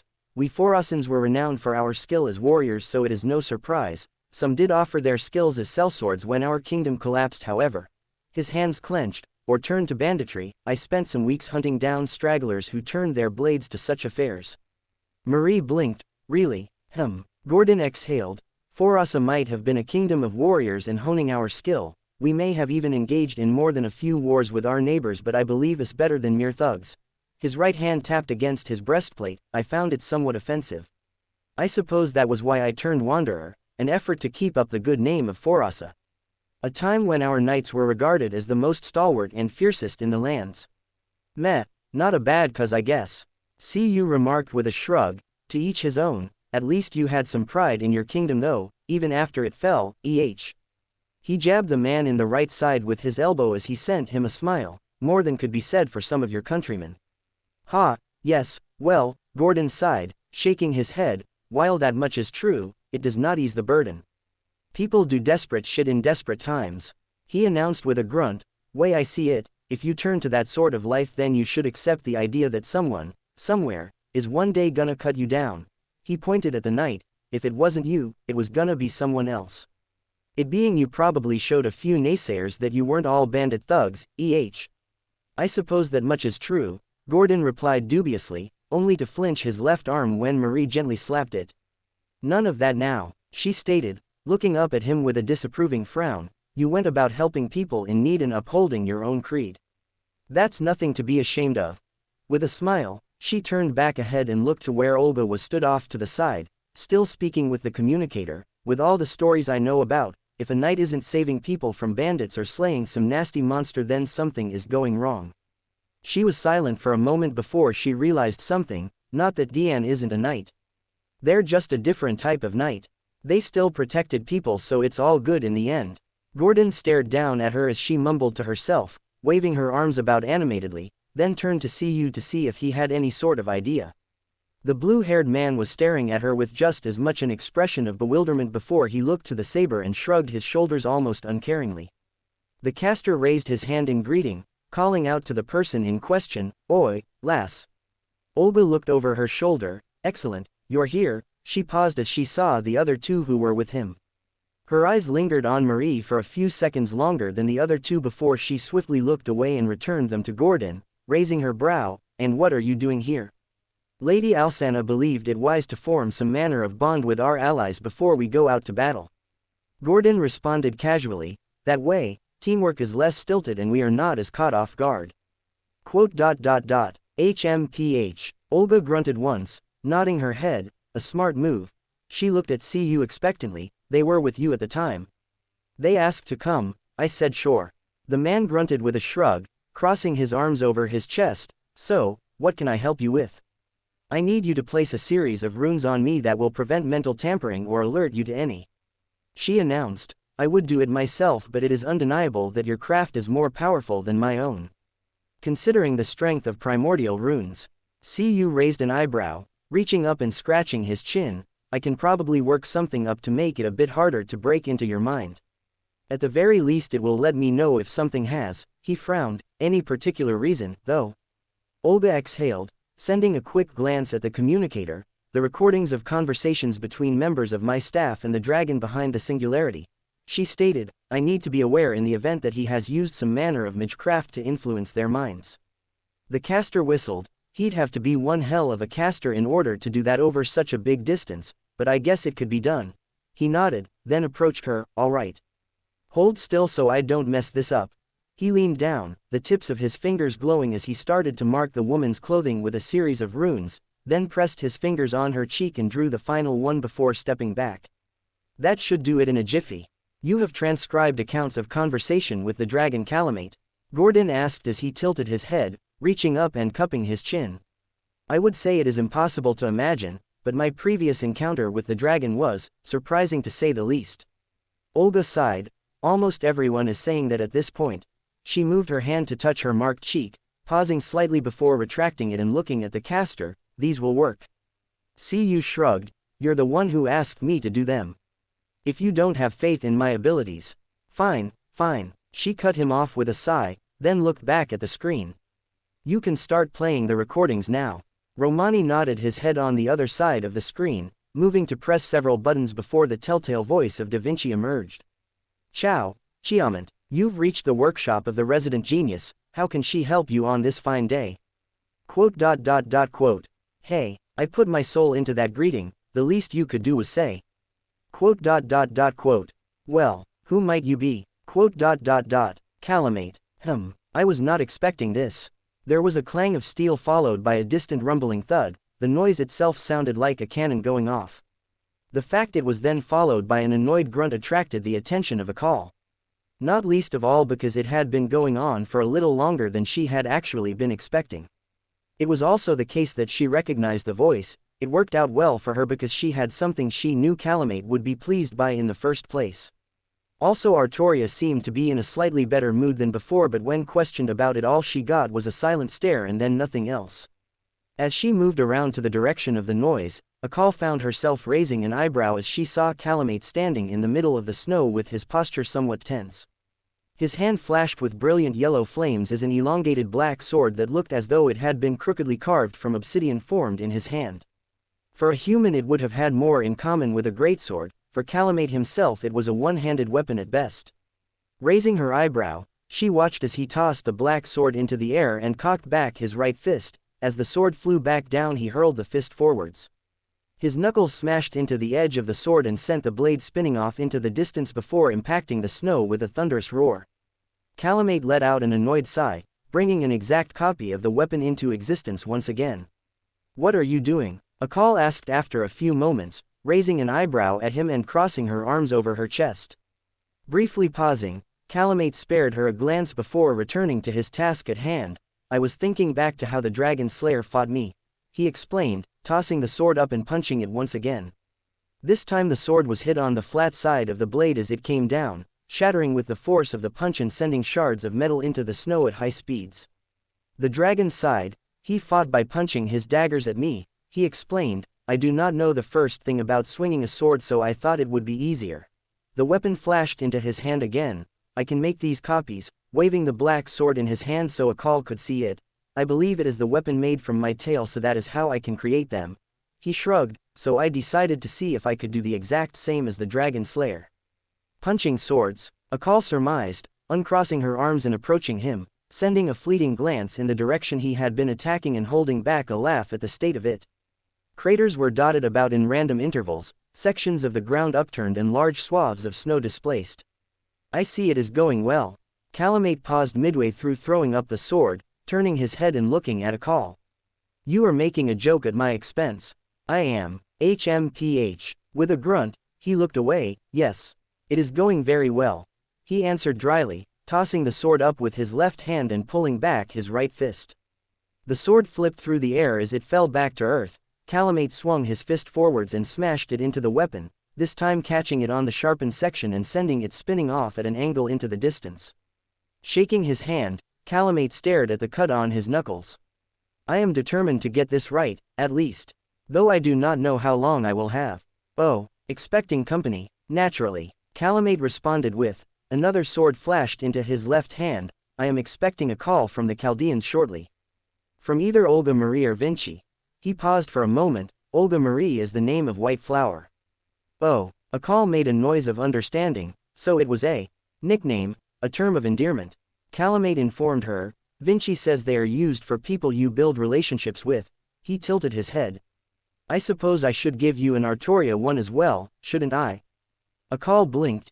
"You don't need to." "Aka," Calamate muttered to himself, his left arm limp at his side with the sword still in his palm, his right hand going to cup his snout. "No, no, Al." He hummed and tilted his head from side to side. "No, not that either. I'll work on these suggestions for you," he remarked. "As for Artoria, Art." He paused. Artie, Arta, perhaps." Akal raised her hands. "It would be best to think on this later." She lowered her hands, smiling somewhat fondly at him. "That being said, I'm glad you're starting to think so deeply upon this subject." Nicknames. She rolled her eyes. "Bonds. Endearment." She explained. "That manner of thing.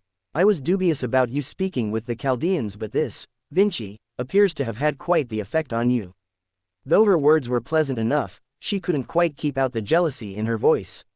Not that Calamate noticed it, or the fact her smile was a little brittle. Calamate hummed, not even registering her glum mood as he looked at the sword in his hand somewhat questioningly, then looked back up. "Do you think it's a problem with my stance?" he asked after a moment, seemingly out of the blue. Soon adjusting himself to be turned side on to the sword, because this way I can put more of my body behind the punch. Without waiting for a response, he tossed the sword upwards and watched as the blade rotated through the air before gravity took hold of it and it came back down. Pulling his right arm back, this time Calamate rotated his entire body with the punch as he slung his fist forwards and crashed it into the handle of the sword. He at least hit the handle that time.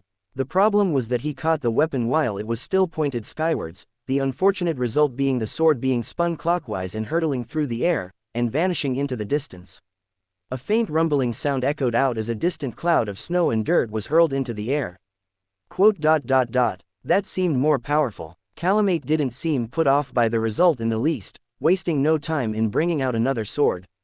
However, this time he paused and looked at it, tilting his head from side to side and then sliding his hand from the handle to around the midpoint of the entire weapon. Then held it out in front of him, the tip of the sword pointed away from his body and the handle facing him. Maybe like this, he muttered, then released the sword and swung his fist forwards.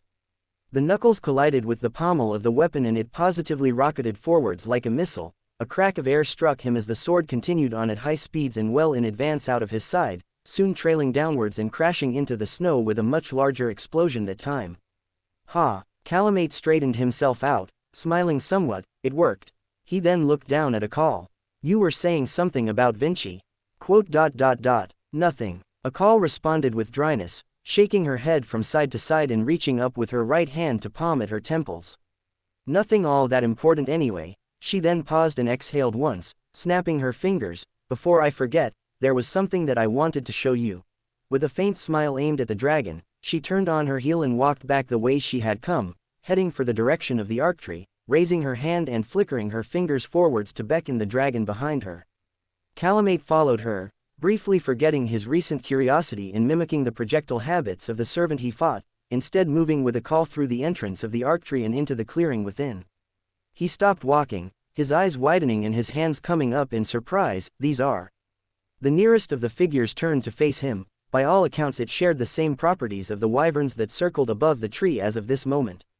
Save for one key difference, this figure stood upon its legs, 3 clawed toes splayed out on each foot at the front with a single claw at the back for balancing. The feet dug into the ground beneath them. The wyvern with a faint reddish coloration to its scales tilted their head from side to side as if surprised by Calamate's sudden appearance, looking to Akal for reassurance. It's fine, daughter. Akal reassured her, moving forwards and extending her hand towards the individual. Running her fingers along the top of the armored skull and around the back of the horns that jutted from the back of the head, the individual preened at the affection, their eyes rolling backwards as an almost purring noise emanated from them.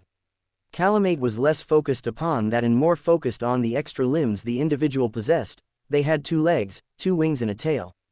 All the ordinary traits of the wyverns except for one additional feature. Those being the 2 arms they now had, one jutting from either side around the shoulders with 4 digits on each hand. Moving towards them, the individual briefly jolted in surprise as they suddenly found Calamate crouched down in front of them, moving his own arms and hands to grasp the smaller wyverns in his palms. Gently as he could, he ran his claws across the right arm of his smaller brethren from the top of their hand all the way up to their shoulder. It's magnificent, Calamate muttered out in awe.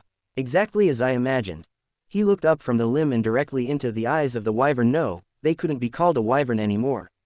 They deserved a new name, neither dragon nor wyvern. A new race entirely. Drakens. He blurted out without thinking, looking up to Akal. Drakens are what they are called, or what I shall call them. He stood back up, reaching out and placing his hand atop the head of the red-scaled girl. It sounds nice to me. Akal stared at him in silence for a few moments. Why not just stick with dragons? I just think, Drakens, is more unique, as all. Calamate shrugged his shoulders, reaching up and scratching his chin with his free hand as his eyes darted to the side. I have also never named something before, so I believed I could make the attempt. Well, I suppose it sounds like, dragons. Akal mumbled to herself, looking around to the others who were dotted about the interior of the cavern and staring towards the 3 in the center with no small amount of curiosity. Their intelligence isn't as good as it could be, but they will grow smarter with each generation, bit by bit at least. She exhaled. I suppose it was only possible with the Holy Grail, though. Calamate hummed at her, More than a little content to be just petting the draken in front of him, not that the female seemed to mind in the least.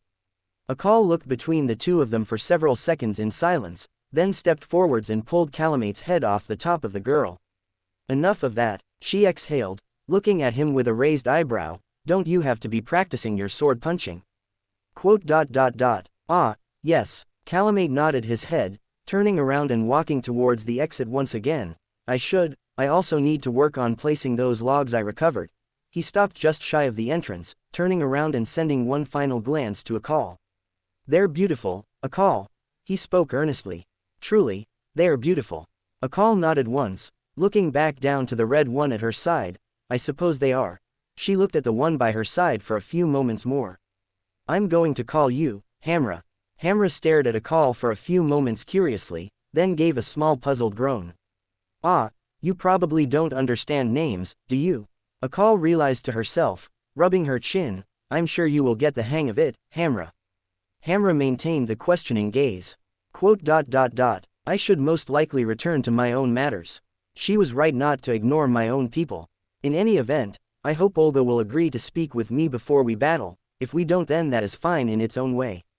Clashing our wills together will be all the exchange that is needed. The recording cut off, the group left staring at the screen for a few moments. Olga was silent as she gazed at the frozen image of Calamate's face, staring into the dragon whom she had spent listening to for some time. She wasn't sure what she should have been expecting, some manner of spell that had enraptured the mind of Da Vinci and Romani just by listening to his words, some ancient art woven into his speech to alter the minds of his audience. Instead, what she got was someone who wanted a better future for their people. What the heck was she supposed to do with this information? It really shouldn't have affected her in the least when it came to all that. Perhaps it was the mannerisms or the way in which he didn't seem malicious in the least.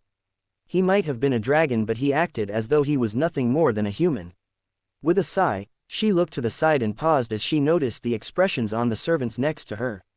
Both Cu and Gordon, whom had removed his helmet to reveal his silver hair and amber-colored eyes, stared at the screen with indiscernible expressions. Marie was the most reactive though, looking genuinely uncomfortable and fidgeting from side to side. What? Olga grunted as she looked down at the rider. The woman jolted and tapped her fingers together. Nothing, it's just that, Marie began, then closed her eyes and sighed. He really doesn't seem all that bad, does he? His personality does not change our end goal. Olga responded with a monotone voice, looking back at the screen and staring at the image of the dragon. As long as he remains in this singularity, he is a threat to human history as a whole. He will not abandon his cause, nor will he accept anything less than complete defeat. Cu nodded his head up and down in affirmation. I know the type. Trust me, coming at this guy with anything less than your all is gonna piss him off more than anything else. He pointed at the screen. You heard the guy. He wants a clash of wills, not someone half-arsing their way into battle because they feel sorry for them. Marie looked at the caster. That isn't what I meant. Understanding the importance of his goal is fine. Gordon allowed, nodding once towards the queen before his lips thinned, but our own goal is the same as his. He is willing to go so far to protect his people and safeguard their future, so why should you not do the same? He pointed at her. You said you have not even been born yet, the country you rule does not exist. If he wins, then it never shall. The woman didn't respond to that immediately, instead looking down at her feet for a few moments in silence. When you put it like that, it all seems so simple. She mumbled, I remember the Jeanne d'Arc in France who wanted to burn it all away in vengeance. It was a bit easier to find the will to fight her, but you have heard his resolve, you have seen his passion, and you understand him as an individual now. Gordon acknowledged her point. His goal is not entirely malicious, but the ramifications of his actions must be accounted for. He raised a single finger. If you cannot truly find it within your heart to do battle with him, then it would be wise for you to withdraw entirely. Marie looked up sharply. That isn't. She bit her lower lip, then sneaked a glance at Olga. The director wasn't even looking in the direction of the group. Her entire focus was still on the picture of Calamate himself, his frozen image staring back at her almost challenging. That isn't what I mean, but it's a warrior thing, lass. Cu waved his hand, not sounding judgmental to her in the least.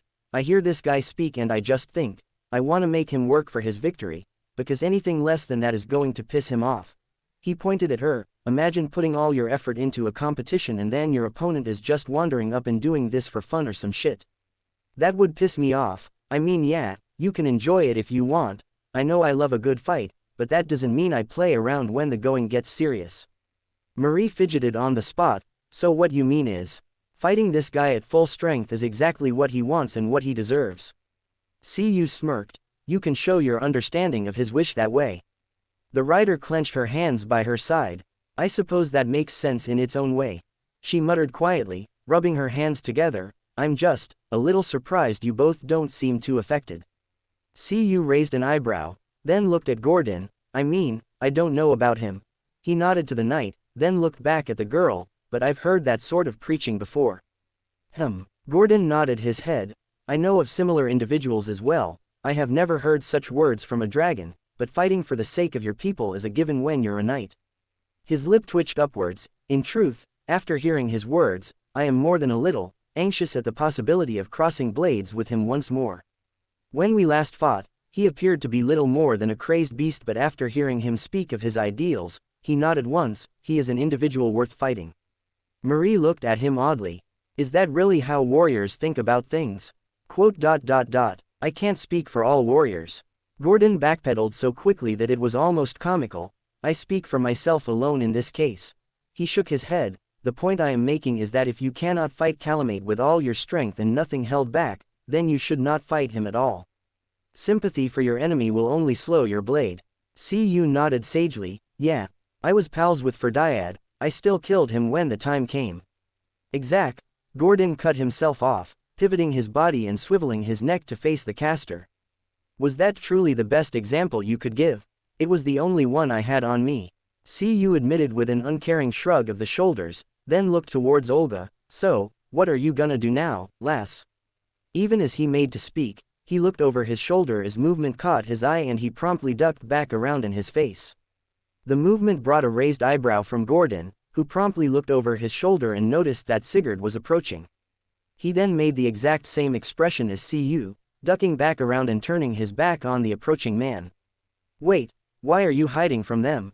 Reasons. What about you? Reasons. Marie herself was temporarily drawn from her thoughts as she noticed the look on Sigurd's face, that being on of amusement as he approached with a knowing smile upon his face as his eyes darted between both CU and Gordon, adjusting the glasses on his face as he did so. I see you getting well acquainted with our allies. Sigurd greeted, directing his words to Gordon and earning a nod from the knight in question. I am glad. CU chanced to look over his shoulder. Sigurd's eyes instantly darted towards him. Hey, can you not stare at me so intently, pal? The caster asked with a touch-strained voice, leaning back slightly. It's a little weird, you know. Sigurd chuckled in response. Ah, of course. He pushed his glasses up. I would not wish to make you uncomfortable. He added on, then looked to Olga. I felt it best to inform you that the decisions have been made and the numbers are decided. We travel north with 170. The rest are heading south as far as they can. Chieftain Torin is currently with them as I speak, though he appears disturbed by the number in question. Olga made a small noise of affirmation. I will be there shortly. We can begin our movements and then compile what we know about our enemies. She then looked around. I would prefer to be alone right now. Sigurd glanced at the communicator, then nodded once. Of course. Turning back around, he walked back the way he had come without any sort of argument at all. The trio of Gordon, CU and Marie remained stationary for a few moments before they similarly followed suit after the saber, leaving Olga alone with the communicator on her wrist and the screen currently activated. When she was confident they were far enough, she spoke again. Romani, you still have contact with the communicator in possession of the dragon. Romani's face flashed up, replacing the frozen image of Calamate. We do, he confirmed. Does this mean, send out a signal? Olga spoke up before he had a chance to complete his sentence. I am going to speak with him. And next chapter will be the talk and then the journey north, with the chapter after that most likely being when the final battle takes place. As for Calamate's new people, the Drakens, are only something that can exist in these unique circumstances brought about by the presence of the Holy Grail granting a call the necessary magical energy to do this sort of thing. She wouldn't have been able to do it otherwise, but they are effectively just wyverns with arms. The process that went into creating them didn't change so much for her. Chapter 138, The Long Walk. Torin drummed his fingers along the wood, using his magics to call upon the ground to present him with something he could sit upon, in this instance the end result being a formation of roots twisting upon one another and into an arc, emerging from one side of the ground and burying itself in another with a meter or so difference between the two of them. It was a simple enough bench, he supposed, though it was not something he would usually have found himself doing. His eyes flickered to the side, landing upon the sight of Tarkus still animatedly in the middle of a conversation with one of their more recent allies. That being the man he had come to learn was known as Eric Bloodaxe, and with a name such as that, the inclinations of such a person were blatant for all to see. Though his choice in allies was easier said to have been no choice at all. He didn't even want to be here in the first place. It would not be a lie to say that Torin would have much rather been anywhere but here at the moment. He would have thought that line of reason would be one that all with sense would follow when it came to the discussion of fighting dragons. Yet watching as the second group prepared themselves to pull away and continue further south, leaving their current numbers well over double what they had previously been, he wondered if perhaps he was the one who was insane. His fingers continued to drum upon the bark, producing a gentle tapping sound that drowned out all other noise around him. Brynjar had been quick to welcome the new warriors, hardly a surprise, and was already well on the way to having them meet and speak with one another. He wasn't going to stop them, in that regard. You might as well get to know the person you were most likely going to be dying with at least. But was he perhaps the only one whose mind bore ripe fruit amidst a sea of rotten bushels? Cruel as the analogy might have been, he felt it suitable for discussing the current situation. There were few words that could go into describing an attack by a dragon beyond ranting about how devastating a storm was. By all accounts, the dragon they had fought some days prior was little more than a runt amongst its own kind, and even that held its own against their number right up until the arrival of a warrior of the caliber of Brynhildr.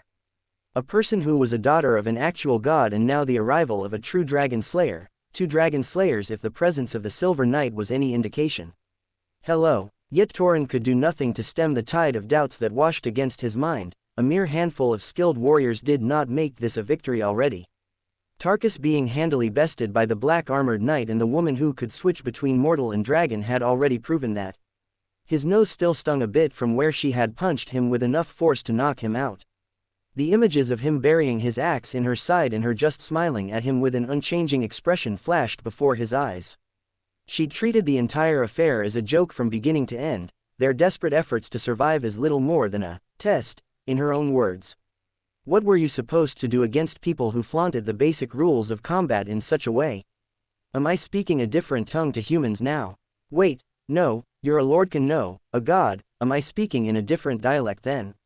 His people did not engage in violence routinely. The spirit tree was not one who demanded sacrifices. His people took what was required of them for survival and little else. They respected the basic tenets of the world. To treat all battles as though they were life and death, for that was how nature operates, and to make use of everything they kill. They did not kill for honor or glory, nor did they do so for sport. Most certainly not for tests, at least not in that circumstance. There was training in part to ensure that all warriors and hunters could meet the basic requirements, but that was a matter of necessity more than anything else. Above all else, they worshipped and respected life in whatever form it. Have I lost my voice and not Realis? What do you want? Torin snapped with a bit more sharpness than he intended, whirling on the voice and then pausing as he closed his eyes and snapped his jaw shut. That was uncalled for. I was deep in thought. The Silver Knight just stared at him in silence before they nodded their head up and down. No, that was my fault. It was simply that I had not spoken with a god in many years, and when I sensed you, he trailed off meaningfully, then waved his hands. It is fine that you would not wish to speak with me. I'm not a god, Torin scoffed, sensing the confusion as he pointed to his own chest, just above his heart. Though I carry the strength of one, it was lent to me by the original wielder. Ooh, the Silver Knight made a noise of understanding. An inheritor then, I suppose that explains why you didn't feel like the gods of Anorlando. He reasoned, placing his hands on his hips. I just assumed it might have been a difference between worlds. He paused for a moment before he sighed, marginally disappointing, if I am being honest. Torin just raised an eyebrow behind his helmet at the knight. In that case, I am sorry for falling short of your expectations. He huffed, though the god who granted me their strength did not come from the flame. Truly, The knight's personality did a complete turn around from repressed disappointment to palpable excitement. I've never met a foreign god before. He paused for a moment as he considered something. Well, I have, but Gordon never really wanted to speak with me about the divine aspect of his existence all that much, and I could tell it was a matter of honor for him, so I didn't push the issue. I thought because you looked a bit like some of the locals you might have been a god of this land, so you might have behaved differently. Torin struggled to follow through with the words as the knight continued to rattle off sentences at high speed, leaving the druid behind as they plowed on with the one-sided conversation. Though I suppose that would bring up the question of whether or not I would have to be subservient to you, considering we were made to obey the gods, but at the same time if you're from this world then you're not really the same type of god I was made to obey because you didn't come from the flame. Another pause and a faint intake of breath before more words streamed out. But now I'm thinking about how a world can even exist without the flame and how gods can exist without the great souls that make them unique. Are they the same or are they different? Do you feel different? It was only when no more words emerged for a few seconds of precious silence, and Torin realized the knight was now expecting an answer, that he finally managed to process the torrent of words in full. Rather than answering the knight's question, he instead went with, "What in the name of the great oak are you talking about?" Ah. The knight made a noise of understanding, reaching up and scratching the side of his head with his right hand. My mistake, I'm a bit of a traveler, so I like to make notes of all my findings. I even kept a little journal when I was alive of all the places I visited and all the people I met, including all the different types of creatures and the like through the ages. Torin nodded once. A wanderer of sorts. An adventurer. The Lordkin corrected with a raised finger, sounding rather pleased about the title, though you could probably also call me a wandering adventurer. Or an adventuring wanderer. He made a noise of surprise, or a wanderer. With a pleased laugh, he nodded his head fiercely. That is what I am. Leto, the wanderer. So your name is Leto? Yes. Another nod of the head. I am Leto, Silver Knight of Anorlando. He thumped a fist on his chest. Friend of the giants, ally to Havel the Rock and occasional killer of dragons. Extensive repertoire. Torin responded with after a few moments of silence, then gestured to himself. Torin of the Millwood Forests, chieftain of the Druids. Millwood, Leto whispered to himself. Millwood, I know that name from somewhere. He opened up his left hand as if to grasp something, then a bound tome appeared in his hand. Leather sheets held together with cord around the size of a small book fell into the palm of his hand. What on? Torin whispered. What is that? This. Leto held up the book. This is my adventuring book. It's part of my call to adventure, personal skill. He flipped the book open and cycled through the pages. It's made in the style of the first journal I ever kept, so it looks a little bit rough. I didn't have a lot of materials to make it with at the time, but it didn't matter so much. I like it, makes it seem more rustic and all that. He chuckled, then dragged his finger along the lines of writing. It actually has all the information I need from my journeys and the like. It's a bit more convenient than pulling around an entire satchel full of 10 or so journals, I'll tell you that. Torin was silent for a moment before shaking his head. Interesting as that might be, for what purpose would you? Aha! Leto cut him off with a sharp cry. I knew I'd heard of you. He snapped the journal closed and looked at the Millwood Knight again. Met a few spirit worshippers before, even met a few spirits as well. He added on, never met the ethereal oak though, which was a shame. I heard they were a rather pleasant one. At least all the spirits I met had nothing but praise for them. That brought a silence upon Torin. You know of my people. Leto made a so-so gesture. Bits and pieces from the different spirits I met and those who visited your forest after the whole. He trailed off, coughing meaningfully and looking to the side. The whole incident and all that. HMPH. Torin offered a meager grunt. At the very least we are remembered in some way. Better than not at all, right? Leto jested. At least Torin imagined it was supposed to be a jest with the light tone of the man opposite him. Though he couldn't find it in himself to be amused by the comment. Or uplifted by it in the least. You fought dragons. Leto was still before he nodded at the statement. He didn't need to do so but did it anyway.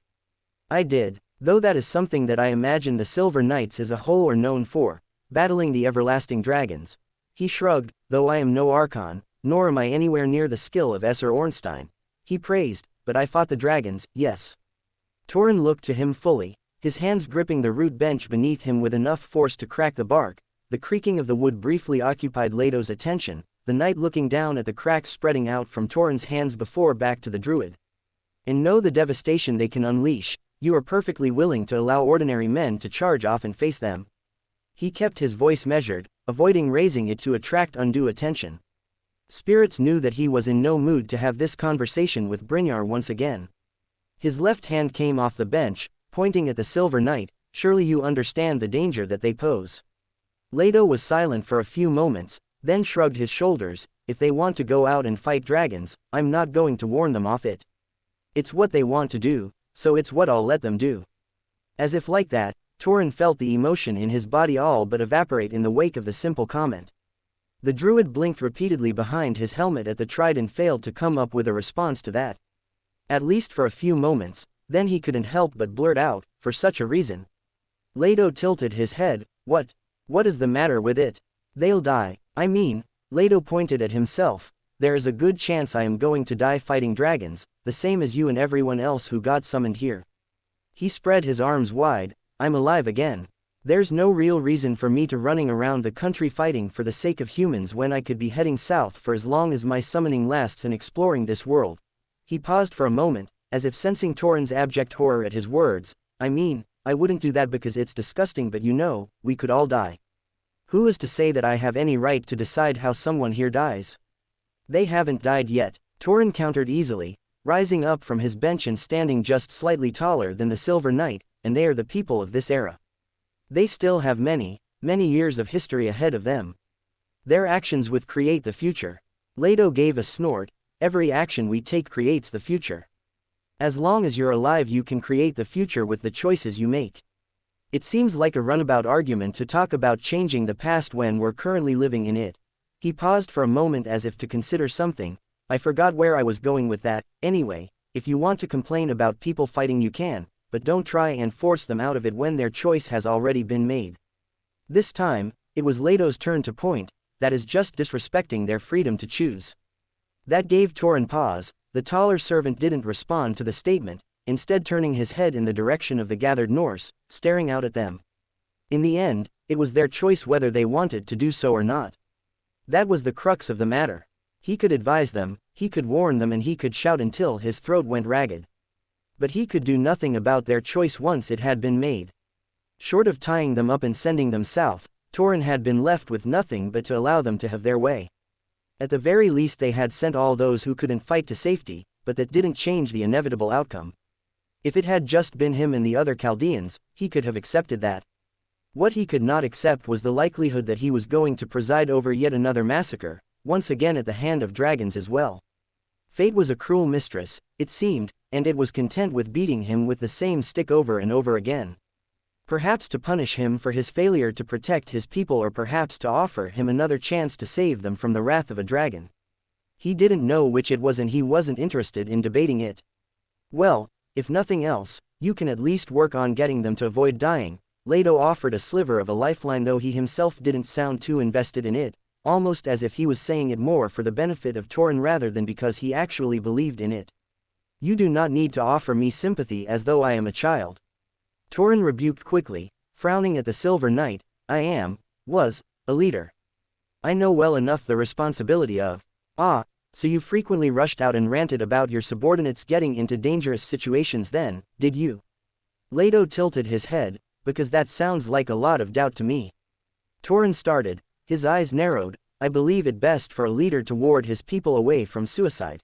He ground out through gritted teeth. They are walking off to fight dragons. And mere wyverns. Leto gave a dismissive wave of the hand, not at all concerned with them in the least. Mere babes compared to their larger brethren.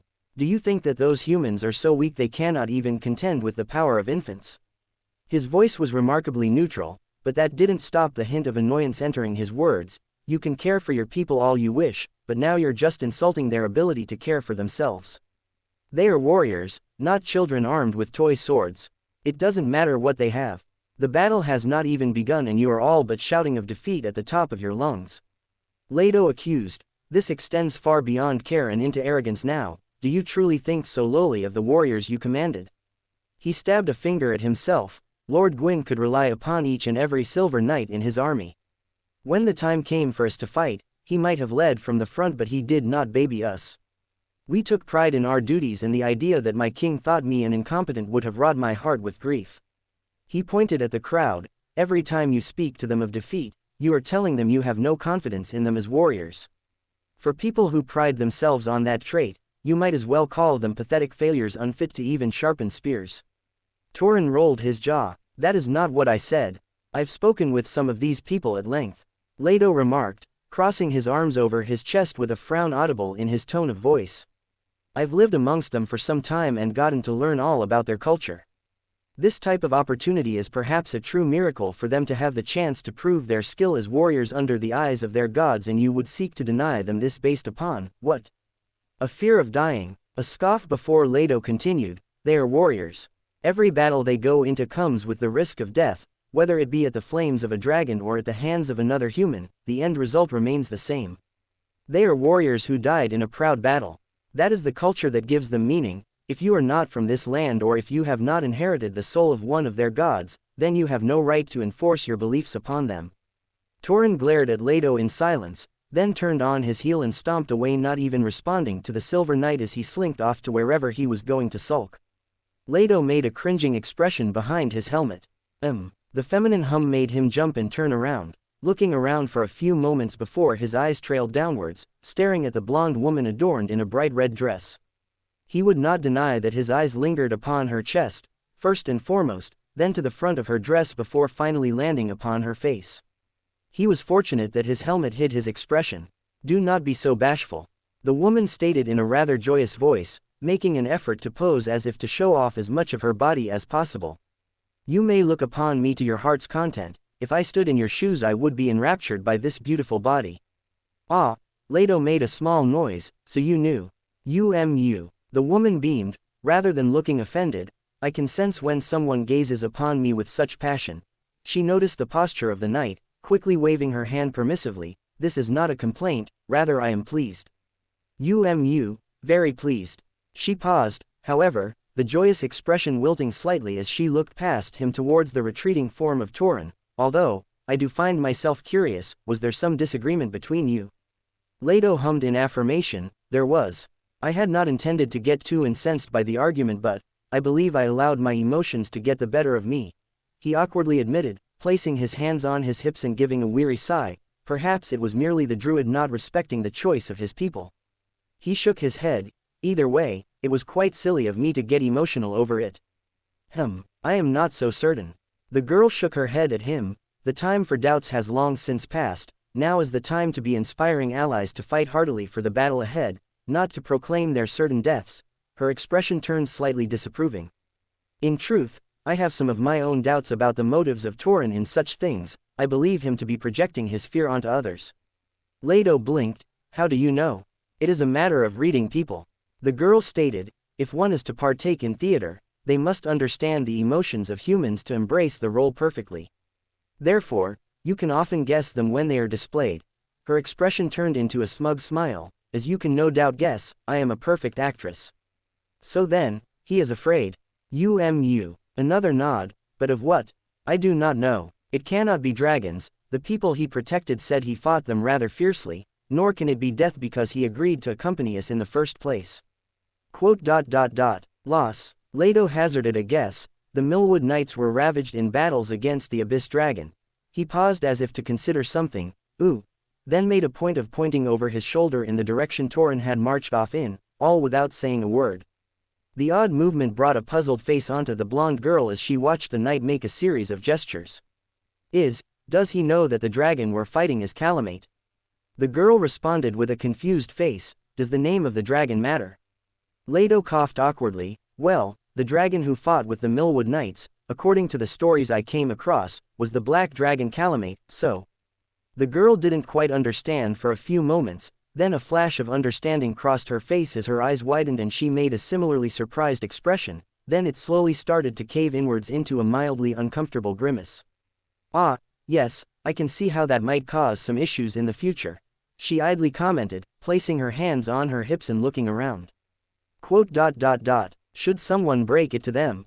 Leto shrugged his shoulders. Well, I'm sure he'll find out soon enough at least. He waved his hand somewhat dismissively. Do you do big talks about tactics and stuff around here? He looked at the girl curiously, because he'll probably get told then. The blonde-haired woman opened her mouth before she closed it again, creasing her brows and putting on a thoughtful expression. Will he not make a scene when he is told about it? He's probably going to make a scene anyway.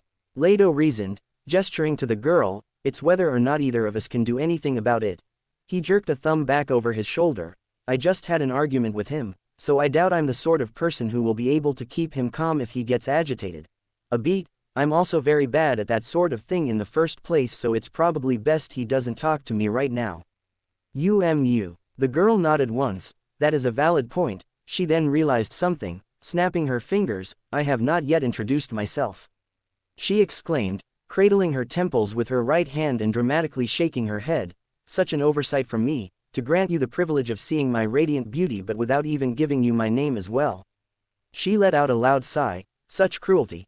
Spreading her arms wide, she grinned at the Silver Knight. I am Emperor Nero Claudius of Rome. Leto merely stared at her in silence. Oh, you're an emperor? He voiced in surprise, looking her up and down very pointedly with his eyes remaining fixed on her chest for a few seconds longer than was normal. Then he leaned down slightly and stared at the window in the front of her dress as if looking for something. Nero looked at him oddly. What are you doing? She asked, then flapped her skirt from side to side. I realize I am showing off, but not many make such a show of admiring me. She paused before smiling. Not that I mind though, a shy glance is just as meaningful as a passionate gaze. Leto wasn't saying anything to her, still staring through the dress, then looked up at the Emperor's face. Well, you're certainly the most attractive boy I've ever met in my life. I'm a woman. You are. The knight's voice was drenched in surprise, the man actually staggering backwards. That is, wait, shouldn't you be an empress then? Emperor, empress, what does it matter? I am still a ruler of an empire. She waved her hand dismissively. The title is mere semantics. I believe it is for much more than that. Nero raised an eyebrow at him. Surely you do not draw a distinction between beauty between men and women? She exclaimed, giving him a slightly disapproving look. Beauty is beauty, regardless of gender. That wasn't what I was saying either. Leto raised a single finger to cut her off. What I said was that you were undoubtedly the prettiest boy I had ever met. Now that I know you're a woman, you're still pretty. It is more of a case of surprise for me. He pointed at her chest. You can understand my confusion. You used a title commonly associated with me and yet you have breasts. Nero looked down at her chest. Indeed I do. She looked back up and beamed. I am very proud of them. Well, taking pride in one's appearance is a given.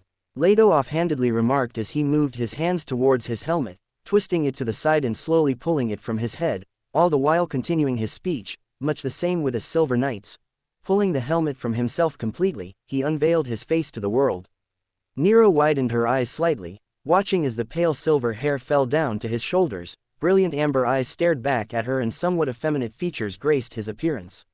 He chuckled, pointing at himself, although all of us had more or less the same appearance. It was only the 4 knights and the Lord's blades who really looked any different. He paused for a moment, though that didn't make too much of a difference to us. Nero made a small noise of understanding, moving forwards and extending her right hand out towards the knight's face. Leto raised an eyebrow but didn't do anything as she ran the back of her fingers over the knight's cheeks, giving a thoughtful hum as she did so. Very silky skin. She paused. Not as perfect as my own but still, very, very impressive. Completely natural as well. Leto nodded once. Yep, as we were all constructed by Lord Gwyn and Lady Isolith, it would be remiss if our forms were anything less than perfect. As he spoke, he reached down to his own right hand with his left and started to undo the clasps around his gauntlet. Can I feel your skin as well? It is rare for one to have the opportunity to lay hands upon the beauty that surpasses even the goddess Venus. Leto gave her an indulgent smile, much the same way one would smile at a boasting child to humor then, as he pulled his gauntlet off and reached down towards her face, surpassing a goddess. I knew humans could be proud but I never thought by the flame. These are soft, he whispered out in a hushed voice as he ran his pale fingers along the Emperor's cheeks, his eyes widening slightly. How are they so soft? Nero's laughter was smug. You might think it boastful, but I state only facts, she exclaimed, not removing her hand from the knight's face at all as he mirrored her actions. The pair continued to pet the other, even as they soon garnered more and more attention in the form of bewildered stares. eventually attracting the attention of Tarkus and Eric, both of whom turned in the direction of the commotion and looked equally puzzled by the actions. Is that some sort of greeting? Tarkus asked, looking at Leto and Nero for a few moments before he turned towards Eric, because I didn't know that a greeting like that existed. It doesn't, Eric responded curtly, looking no less dumbfounded than Tarkus at the actions, although it soon gave way to a hint of irritation. And they should leave such displays for their private time. They are distracting the other warriors. He waved his hand in the direction of the Norse, then paused for a moment as his eyes darted left and right before he leaned towards the black iron saber. Also, Gunhild is starting to get a little jealous as well. Tarkus made a small noise of understanding. Does she also want to touch Miss Nero's cheeks? He dumbly asked, though before Eric could actually correct him, the knight nodded to himself as if sure of his own answer. I suppose that makes sense. They are very soft. Well, they look soft, he corrected. I haven't actually tried to touch her cheeks because that seems like a strange thing to do. It is, Eric remarked, raising an eyebrow at Tarkus questioningly. You actually think that's some form of greeting? He couldn't help but ask, privately wondering if this was some sort of display meant to lull the enemy into a false sense of security by assuming the saber to be some manner of imbecile. If that was the case, it was working flawlessly. You mean it isn't? Tarkus tilted his head, pointing at the pair almost innocently, but Miss Nero and Mr. Silver Knight walked up to each other and started talking, and now they're touching each other's cheeks. He lowered the hand, turning to face the berserker fully. Does that mean they're really good friends then? Eric opened and closed his mouth, crossing his arms over his chest and cycling through several sentence openers. Then opted to just speak his mind. No, I don't think they are friends, I just believe they are the same sort of fool. Supercilious fools, a feminine voice whispered out in between the two men. Eric smiled lightly at the familiar voice while Tarkus jolted in surprise and then looked around. The wind is speaking to me again, Mr. Blidax, Tarkus declared as if unveiling a grand secret, still wildly looking around. Does the wind normally speak? Because it's happened twice in the last day, unless it's Mrs. Alsana again. He reasoned, slapping his right fist into the waiting palm of his left hand. That must be it, it's Gunhild, Eric corrected him, my wife. Oh. Tarkus nodded his head. You're married to the wind? No, you idiot, Eric snapped. She just communicates this way. He paused, exhaling and making a small noise of surprise, although she doesn't actually do it all that often. Usually she speaks within my own mind. He cupped his chin, looking at Tarkus oddly. I wonder why she speaks around you. The foolish innocence of a child. Gunhild's voice whispered out again. Tarkus didn't jump this time and instead looked up towards the sky. So Mrs. Gunhild likes me? Tarkus asked somewhat strangely. Eric actually made a strained face at that. I believe it is less a form of like, and more a form of tolerance brought about by your slowness. He reasoned, placing his hands on his hips and shrugging his shoulders. Likely because you have no malicious intentions in the least, and I doubt you are even capable of them. He then frowned. In fact, I am dubious as to your capability in combat. That brought a silence upon Tarkus. The knight straightened his body and Eric felt an odd pressure from the now silent man.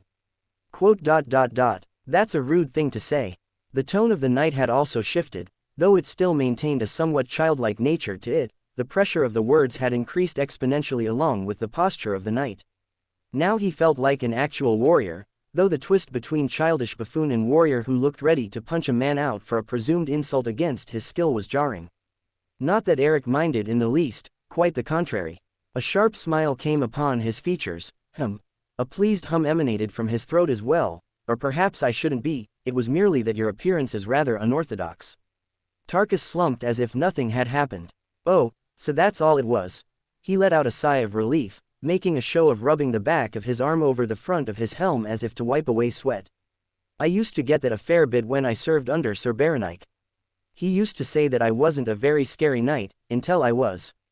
He added on. He said it creeped him out and I should just stick to acting like everyone was rude to me. Eric snorted. It would make you more fiercer. Tarkus shook his head. I didn't want to do that though. What if I gave someone the wrong impression? He raised his hand and pointed up. I don't want to make people think I'm rude to everyone. Mother always said that it was best to be polite to people whenever possible. Scratching his cheek, Eric regarded the man in front of him with a touch more puzzlement than before. At the very least he had proven himself to be someone who could put on the air of a warrior. At least when the fancy struck him, though whenever that happened was something that he himself couldn't be sure of. Not that he cared too much, as long as the knight did what he was supposed to and killed things, then all would be well. That's all that really needed to be done, and that's all that Eric himself really needed to do as well. The pair of them stared at one another, Olga doing her best to maintain her composed expression all the while the dragon stared at her through the screen with an unreadable face. Unreadable for the simple fact it was the fact of a dragon, rather than anything humanoid. The head was tilted slightly to the right side, allowing the beady crimson eye to focus on her, although the posture of the dragon on the other end of the screen was more relaxed. He didn't appear to be overwhelming or angered, in fact he looked remarkably calm all things considered. Then again, he had reason to be, she supposed.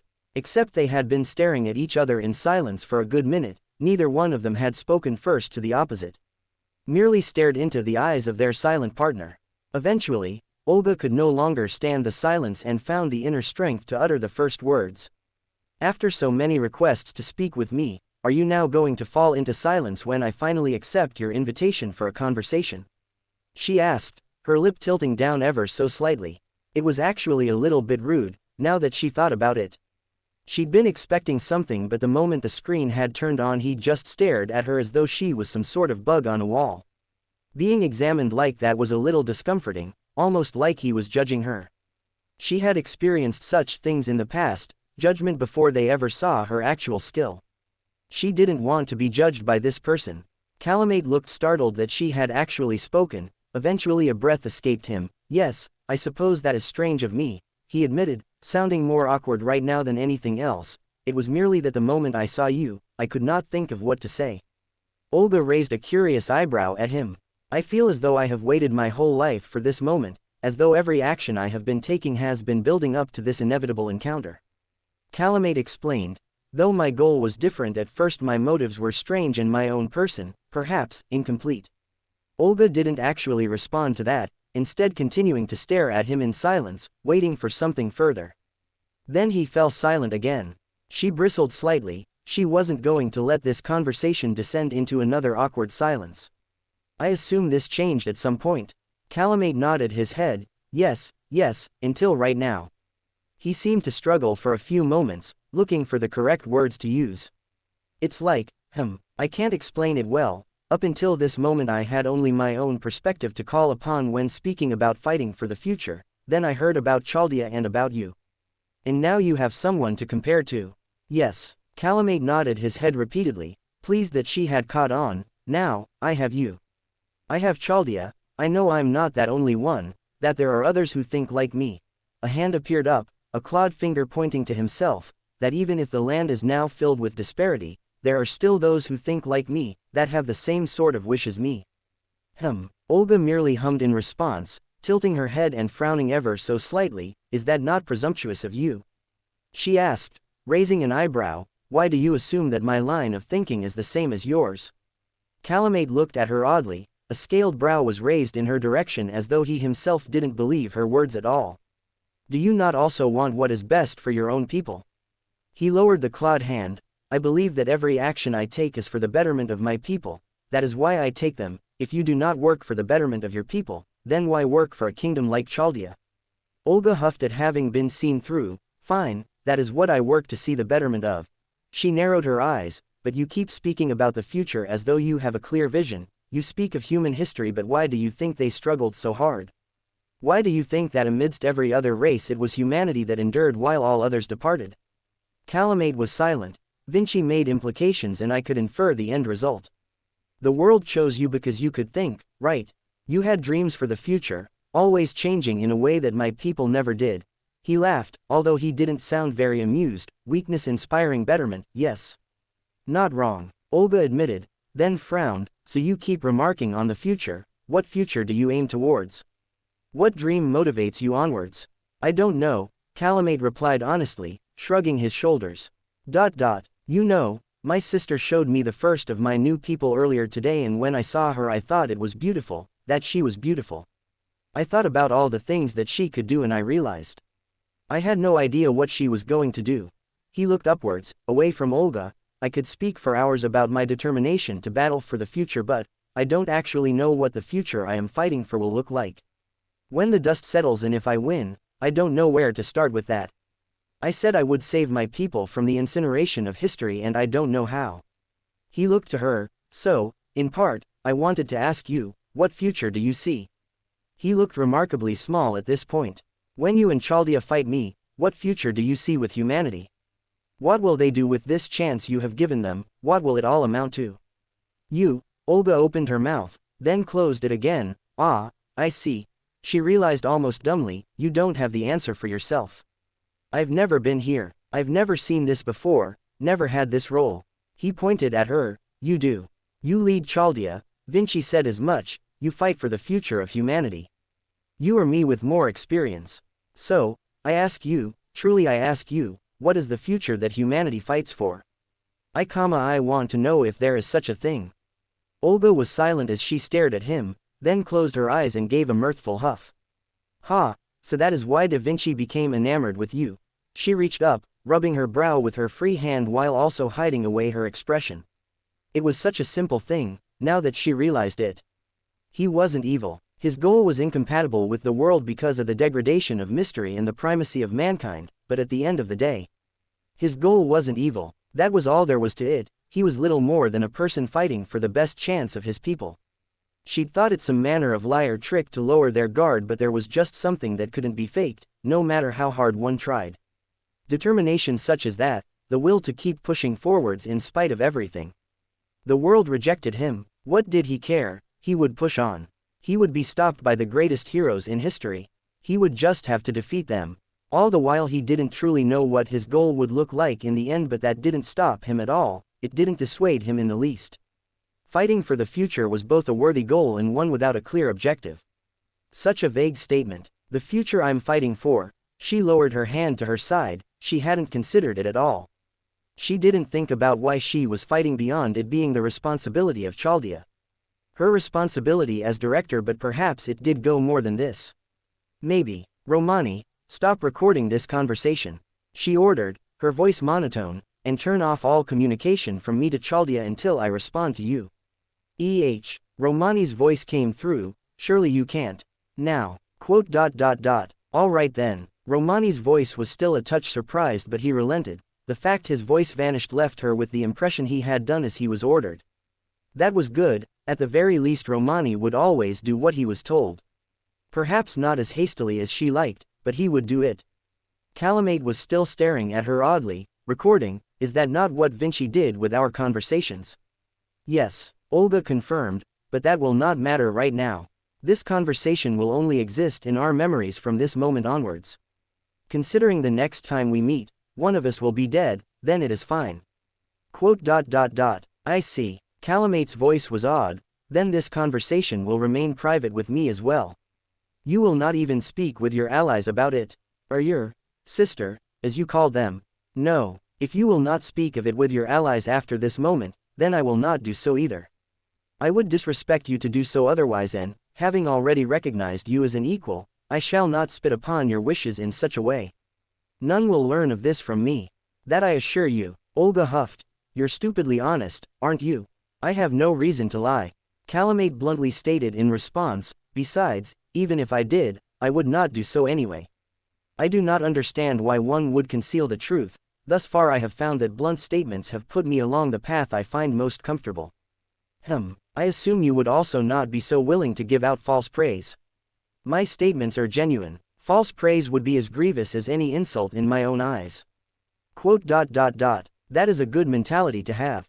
Olga grunted in response, giving him a begrudging nod of the head. Your earnest nature aside, perhaps I shall answer that question of yours.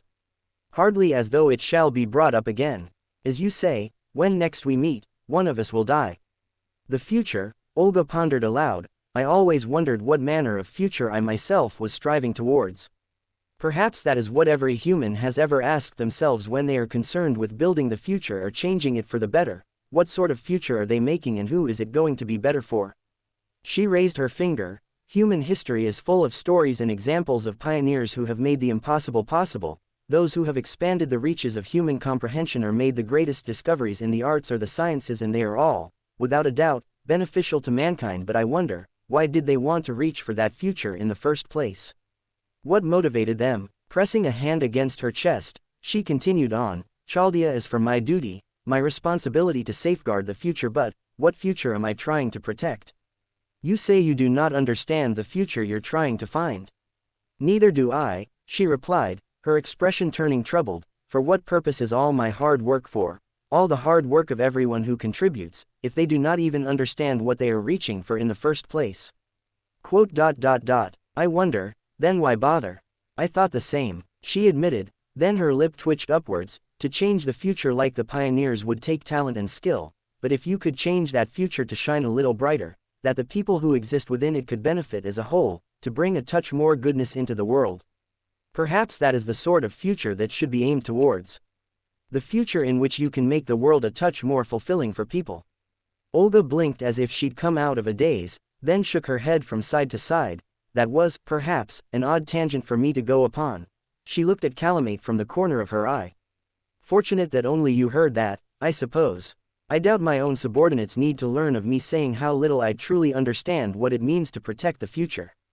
Calamate hadn't replied to her, instead continuing to stare at her. I see, the future is something never to be obtained, he stated after a few moments, but something we keep reaching towards, not because of benefits or power, but because it will make the people happy, to believe there is a future for them in the first place. He chuckled. How strange, such a vague answer, and yet it makes sense, doesn't it? A hum followed. How odd. The mere belief that you have a future at all. Perhaps you don't need a clear vision, so long as you know the future exists and that, one day, your work will make the present a better place to be in. Olga made a face. When you repeat those words back to me, they sound almost childish, then I realize they are my own words made simpler. You speak of them as though they are something to be mocked. Calamate sounded offended at her remark towards her own words, something which earned a blink from her. On the contrary, I believe I am complete at last. Everything has fallen into place for me. I don't need grand visions of perfect kingdoms, just the belief my hard work will make this land just a bit more bearable to my people, and then, bit by bit, they will build upon that belief with the same drive as me. He shrugged. Perhaps it will take years, perhaps I will be dead, but the thought that those who take after me will keep building upon that dream of making the world a better place to live in, ensuring that each generation has a future they can strive towards, it's a remarkably clear goal, isn't it? Olga didn't say anything, merely staring at the dragon before she hummed. Yes, I suppose it is. Going forth with the belief that all your hard work will amount to something in the future. That is something to take pride in. I'm happy you're my opponent. Calamate responded with, truly, I am. I'm not sure that is as comforting as you imagine it being.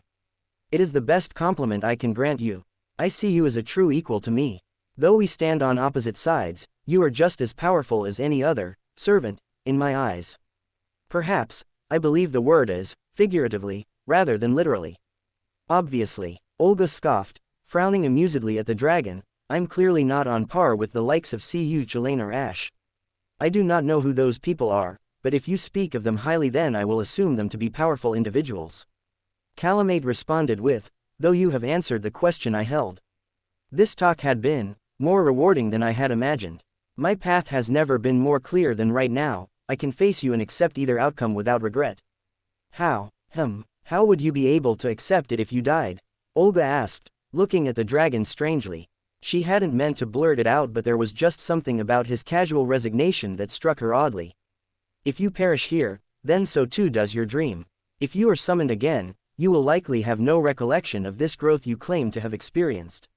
You describe death. Calamate bluntly responded, that is how this world operates. You either win or you lose. I do not beget your actions against me, they are just as mine are. We are both fighting for the future of our people. If you win, then that simply means your will was stronger than my own. There is no regret in losing out to someone more determined than yourself. He made a small noise. Perhaps I would be sad. Yes, sad, that my dream would never be realized, but I had made the effort. I had done all that I could, and there is nothing left to say. Is there shame in trying your hardest and failing? There is shame in how others think you would fall short. Their opinions mean nothing to me. Not unless I wish them to. It is my will, my desire, and my ideal. The only one I shall shame is myself. That would be if I did not try hard enough. What of you? If you die, will you feel shame? Disappointment. she bluntly replied, not knowing what else to say. Shame that I couldn't do it. Calamate made a face, one of sorrow or as close as he could manage. I see. That is disheartening to hear, but we are different despite our similarities. I think that if you hold nothing back but still lose, then there is no shame in that. You tried your hardest, it cannot be helped that it was not good enough. The same extends to me. Perhaps I would feel differently if you regarded me as mere filth and hoped to kill me for existing in nothing else. Mocking my dream openly, I would dislike dying to someone such as that. I doubt there is anyone who would like dying at the hands of someone like that. If you say so. Calamate exhaled. I think I would regret it more if we never spoke, but that doesn't matter now, at the very least. I suppose all that is left is for me to tell you where I am. You do realize I could just have Chaldia track the communicator. Calamate blinked once before he answered, I would prefer to tell you, all things considered. I suppose you might call it my own pride in extending an invitation rather than you just finding me some other way. HMPH, as you wish. You are currently heading north, yes? Calamate asked. At her nod he grunted, keep going north. You will eventually see the Arctree, it stretches high into the sky. Difficult to miss, admittedly. So you're just telling me to keep heading north and look out for a big tree. Her eye twitched slightly. You do understand that we were heading north regardless and were going to be on the lookout for anything that was out of place. That means we would have moved towards the tree. I just wanted to tell you. It felt more natural to me. With a sigh, Olga closed her eyes and shook her head from side to side. Whatever, I suppose it hardly matters now. At the very least we are now 100% sure that is where you are residing. She opened her eyes, staring at the dragon. This is most likely the end of our conversation. I suppose it is. Calamate idly commented. How strange, I thought it would last longer. Though it would be unlikely to last forever. He paused to consider something. Vinci posed me a question. She asked me what I thought she would paint. When we next meet, I will have an answer for her. If she can listen to these conversations, that is. Olga raised an eyebrow, opening her mouth to reply before she paused. HMPH, you really don't know her, do you? She sighed. Then again, she spent most of her conversations with you just showing off. She always seems to enjoy an engaging audience, as they say. She pointed at him. You were her perfect target, considering you were amazed by every little detail. She practically had you in the palm of her hands. Does she have big hands? Does she? It's an expression. Olga exclaimed with a wave of her hand. It means you were basically talking about whatever she wanted. I wanted to talk about that as well, though. Calamate offered his own innocent rebuttal. I thought it was very interesting. Well, I suppose it might be, if you'd never heard of it before. She accepted easily, nodding up and down repeatedly. That aside though, she isn't listening, so do you have any guesses right now? Vinci was always talking about what she believed to be the most beautiful. Then I realized she talks about herself a lot, so I think she painted herself. It was amazing how someone could have an answer that was both correct and incorrect at the exact same time. Technically Calamate was correct in that Da Vinci had painted her current appearance, although that wasn't actually what Da Vinci looked like or was at least supposed to look like. Well, it would certainly fit. She replied vaguely. She could at least allow him that manner of investment in their future encounter. I'll give her the answer next time I speak with her, hopefully before the end, that is. He paused. Don't tell her, though. Olga rolled her eyes. I'm not going to actively gossip with her. She frowned. Besides, there is still the issue of her speaking with you without telling anyone at the time. That is behavior that I cannot allow. Really, why not? Is speaking with enemies truly strange? It's not that it's strange. Olga corrected, raising her finger. It's that she didn't even think to inform anyone until you two had already spoken at length. A quick message to inform us that you had gained possession of our communication equipment would have been preferred. She then lowered the finger slightly and fixed Calamate with a pointed look. I will want that communicator back. The ACD, all right, I suppose once you are here, I will have no need for it. Calamate nodded his head in confirmation. I can return it to you. Vinci said it could withstand some punishment, so I can just throw it at you from across the battlefield. That would kill me, would it? Calamate sounded genuinely surprised at the notion. Maybe if I throw it weaker than I normally do. Olga rubbed her temples. Never mind, I'll just forget it. I'll get it back somehow. I'll put it out of the way in case a stray punch hits it or something. Calamate offered. How do conversations like this usually end? See you soon. Despite herself, Olga snorted at him before she quickly coughed to hide she had done that. Why yes. She confirmed with a nod, we shall see one another soon enough. For the final time. Yes, indeed. Farewell. Bye. She clicked the communicator off, then placed her hands on her hips. That went much better than she was expecting it to go, beyond that it was. Well, at the very least she didn't say she hated them. They were an obstacle to be sure, but it was more of a rival competitor than a true enemy. Though this would still end with someone dead, but that was just the end result of Holy Grail wars. You didn't go into them with the expectation that all sides would be coming out with no casualties. Her father had won his Grail war.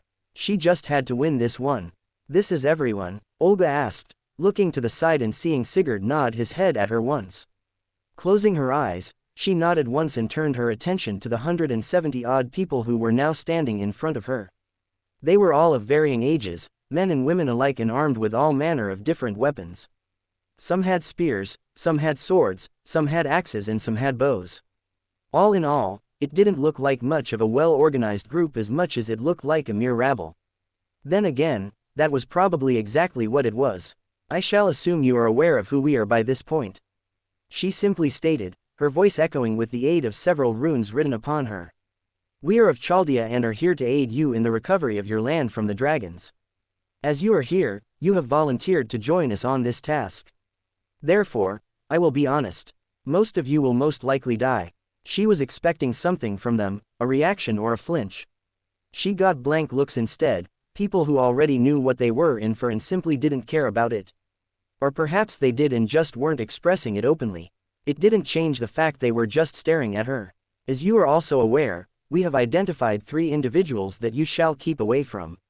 Olga made a show of raising her hand into the sky, splaying out 3 fingers. These individuals will be different in that they are more human-looking. You will stay as far from them as possible and instead leave it to the likes of use emissaries to deal with. The words came out slightly strained, but she continued on regardless. You will die if you fight them. That is a certainty, you have no chance. There will also be larger dragons, fighting them will also be fruitless. If you instead fight the wyverns, then your chances will be present. That will also allow us to slay the leaders with much more ease. Olga lowered her hand. If you are still present, know that you can no longer turn back. Those who departed south were your final option. So if there is any doubt left in you, tough. That actually got a few laughs. We move out at once, she announced, turning around and pointing forwards. Our enemy lies to the north. We shall defeat them and secure this land once more. She lowered her hand. Let's go. Olga, despite having said that to sound confident, was herself desperately trying not to panic at the moment. Not least of all because of the first words of warning out of Sigurd's mouth the moment she had brought the servants together for a strategy meeting. A mystic eye, she all but screeched out, gaping openly at the servant and looking much paler than she had been normally. Her skin would have been cold to the touch if anyone had placed their hands upon it. Are you certain? Sigurd gravely nodded his head. I am afraid I am, he continued on, reaching up and pointing on his forehead. It bears the appearance of an orange gem upon his head. I could tell what it was at a glance, but the effects weren't known until he used it upon me. Romani popped up. A mystic eye, this is some serious magecraft here. He muttered, cupping his chin. I've never even seen one. Well, I have, but that's besides the point. He waved his hand. You said he hit you with it. What happened? Sigurd frowned. The result was problematic to say the least. Suffice to say that it is perfectly suited for him. When he used it, my entire body felt as though it had become trapped in ice, or I had been grasped by 1,000 small hands. Every effort I made to move was rewarded with the feeling of something pulling me back to where I was. He shook his head. That alone is dangerous enough, but it is the other effect that concerns me. Other effect? Olga frowned. That isn't possible. Mystic eyes should only have a singular effect on someone. From what you described, it was akin to mystic eyes of binding or something else. What other effect would there be? I believe that perhaps the binding is just something that is coincidental. Sigurd responded with, the level of magical energy being focused on me, or perhaps it is 2 spells working at the same time. Mystic eyes operate with their own magical circuits, do they not? Well, They do, but the idea of implanting another spell into them, Olga responded, then rubbed her brow. All right, what was the other effect? His damage upon me was magnified significantly. He informed her, then pointed to Gordon standing next to Cu and Marie with his arms crossed. The man looked to the side at being gestured to before nodding his head. Gordon received a similar attack, so he can attest, but the damage I suffered was far greater than it should have been. My high endurance stat and my battle continuation were likely what saved me, though that direct punch of his, I still feel as though it came close to pulverizing my organs on impact. Yikes. Romani didn't even make an effort to his wins, nearly killing someone like you in a single punch. I fear if he had struck my head, he might very well have done so. The damage appeared to work like a curse. Even with my runes healing me, it took longer than it should have to get me back into prime fighting shape. He thumped a fist upon his chest. As such, direct combat with him is inadvisable unless with a group. Dividing his attention between multiple opponents is how we were able to keep him from doing too much damage. Gordon made a small noise. Yes, what of you? He looked to the others. You encountered other servants. 2. One by the name of Akal and one whom we suspect to be King Arthur. Sigurd took in a sharp breath. I see, that is troubling to hear, for personal reasons as well as for the danger they represent. He frowned. What can you tell me of them? Marie stepped up. Akal was a dragon. She fought without a weapon but was rather skilled in hand-to-hand combat. Though we were able to get the better of her towards the end, though there are some things we noticed about her. She does not feel pain. Nero stated, or if she does, it is rather muted to the point of being non-existent. After suffering so many painful blows, her smile faded not even an inch, nor did her expression alter at all. She could also generate great bursts of fire from her hands and summon giant spectral dragon limbs. Path of the Dragon, Leto asked with a tilt of the head. I suppose that makes sense. They were a bunch of cultists obsessed with dragons, though. That sounds like the stony ghost arms. Quote. She also turned into a 150-meter tall dragon made of stone. Ah, everlasting dragon. Leto waved his hand. We just need some miracles to strip away her scales and we shall be fine. Cu nodded. Yeah, suggested using my lightning runes, considering she made a big song and dance about avoiding them.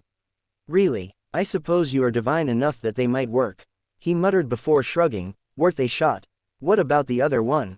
All eyes from the Chaldean side turned on Tarkus. The Black Knight awkwardly chuckled as he rubbed the back of his head. Well, I fought them and they were strong. They rode on a horse and had a large black spear with red spikes. Also they could launch big red magic lights from the spear as well. He added on, they're also better at fighting than me. Not surprising. Sigurd grunted, crossing his arms, then raised his hand to Tarkus. Nothing against your own skill, but King Arthur is regarded as the king of knights for a very good reason. He looked back to Olga. You had suggestions? Olga frowned, drumming her hands over her upper arms as she crossed them in front of herself. We had solutions for both Akal and King Arthur. However, Calamate and his mystic eye are an entirely new problem. She stated, the entire plan was to drain the magical energy, but as a dragon his magical energy would be top class.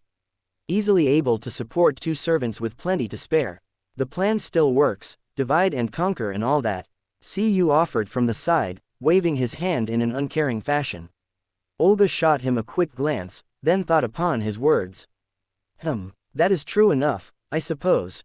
She then turned to Sigurd, not before noticing that Torin hadn't even so much as moved since the meeting began. She looked at the druid and frowned. Torin, have you nothing to say? Quote. Torin himself made a small noise, turning to face Olga and staring down at her. I was lost in thought. You said something. What is the matter with you? Quote. Nothing. Torin responded without a shred of emotion in his voice. I am perfectly fine. She gave him an incredulous look before shaking her head and returning her focus onto Sigurd as she went about explaining what they had concocted in dealing with Arthur and Akal. The method of draining their magical energy and weakening them to prevent usage of a noble phantasm and taking them out quickly. Through the entire explanation, something kept nagging at the back of her mind. Torin was very much not fine. Talk over. Next chapter. The walk and the fight. And yes, Torin is very much not okay. For more thrilling fanfiction stories like this, check out my channel Fanfic Audiobook. Dive into epic adventures, mysterious realms, and legendary journeys brought to life through immersive storytelling. Don't forget to like, share, and subscribe for more amazing audiobooks.